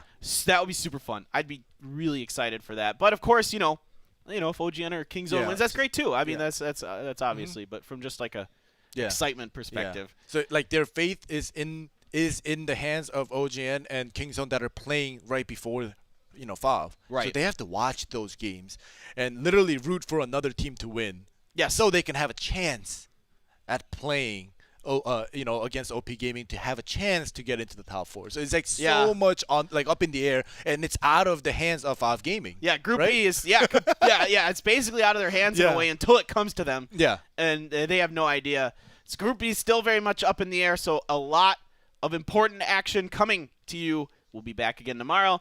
And man, there are so many games where I'm just going through that one hit point. Yeah, oh my tower God. I game. have a headache. So does Sado, I think. Sado is literally clutching his chest like he was gonna have a heart attack. All right, guys, that is gonna do it for us today here at Clash Royale League Asia. Thank you so much for joining us. Tune in tomorrow night, same place, same time. We'll see you then.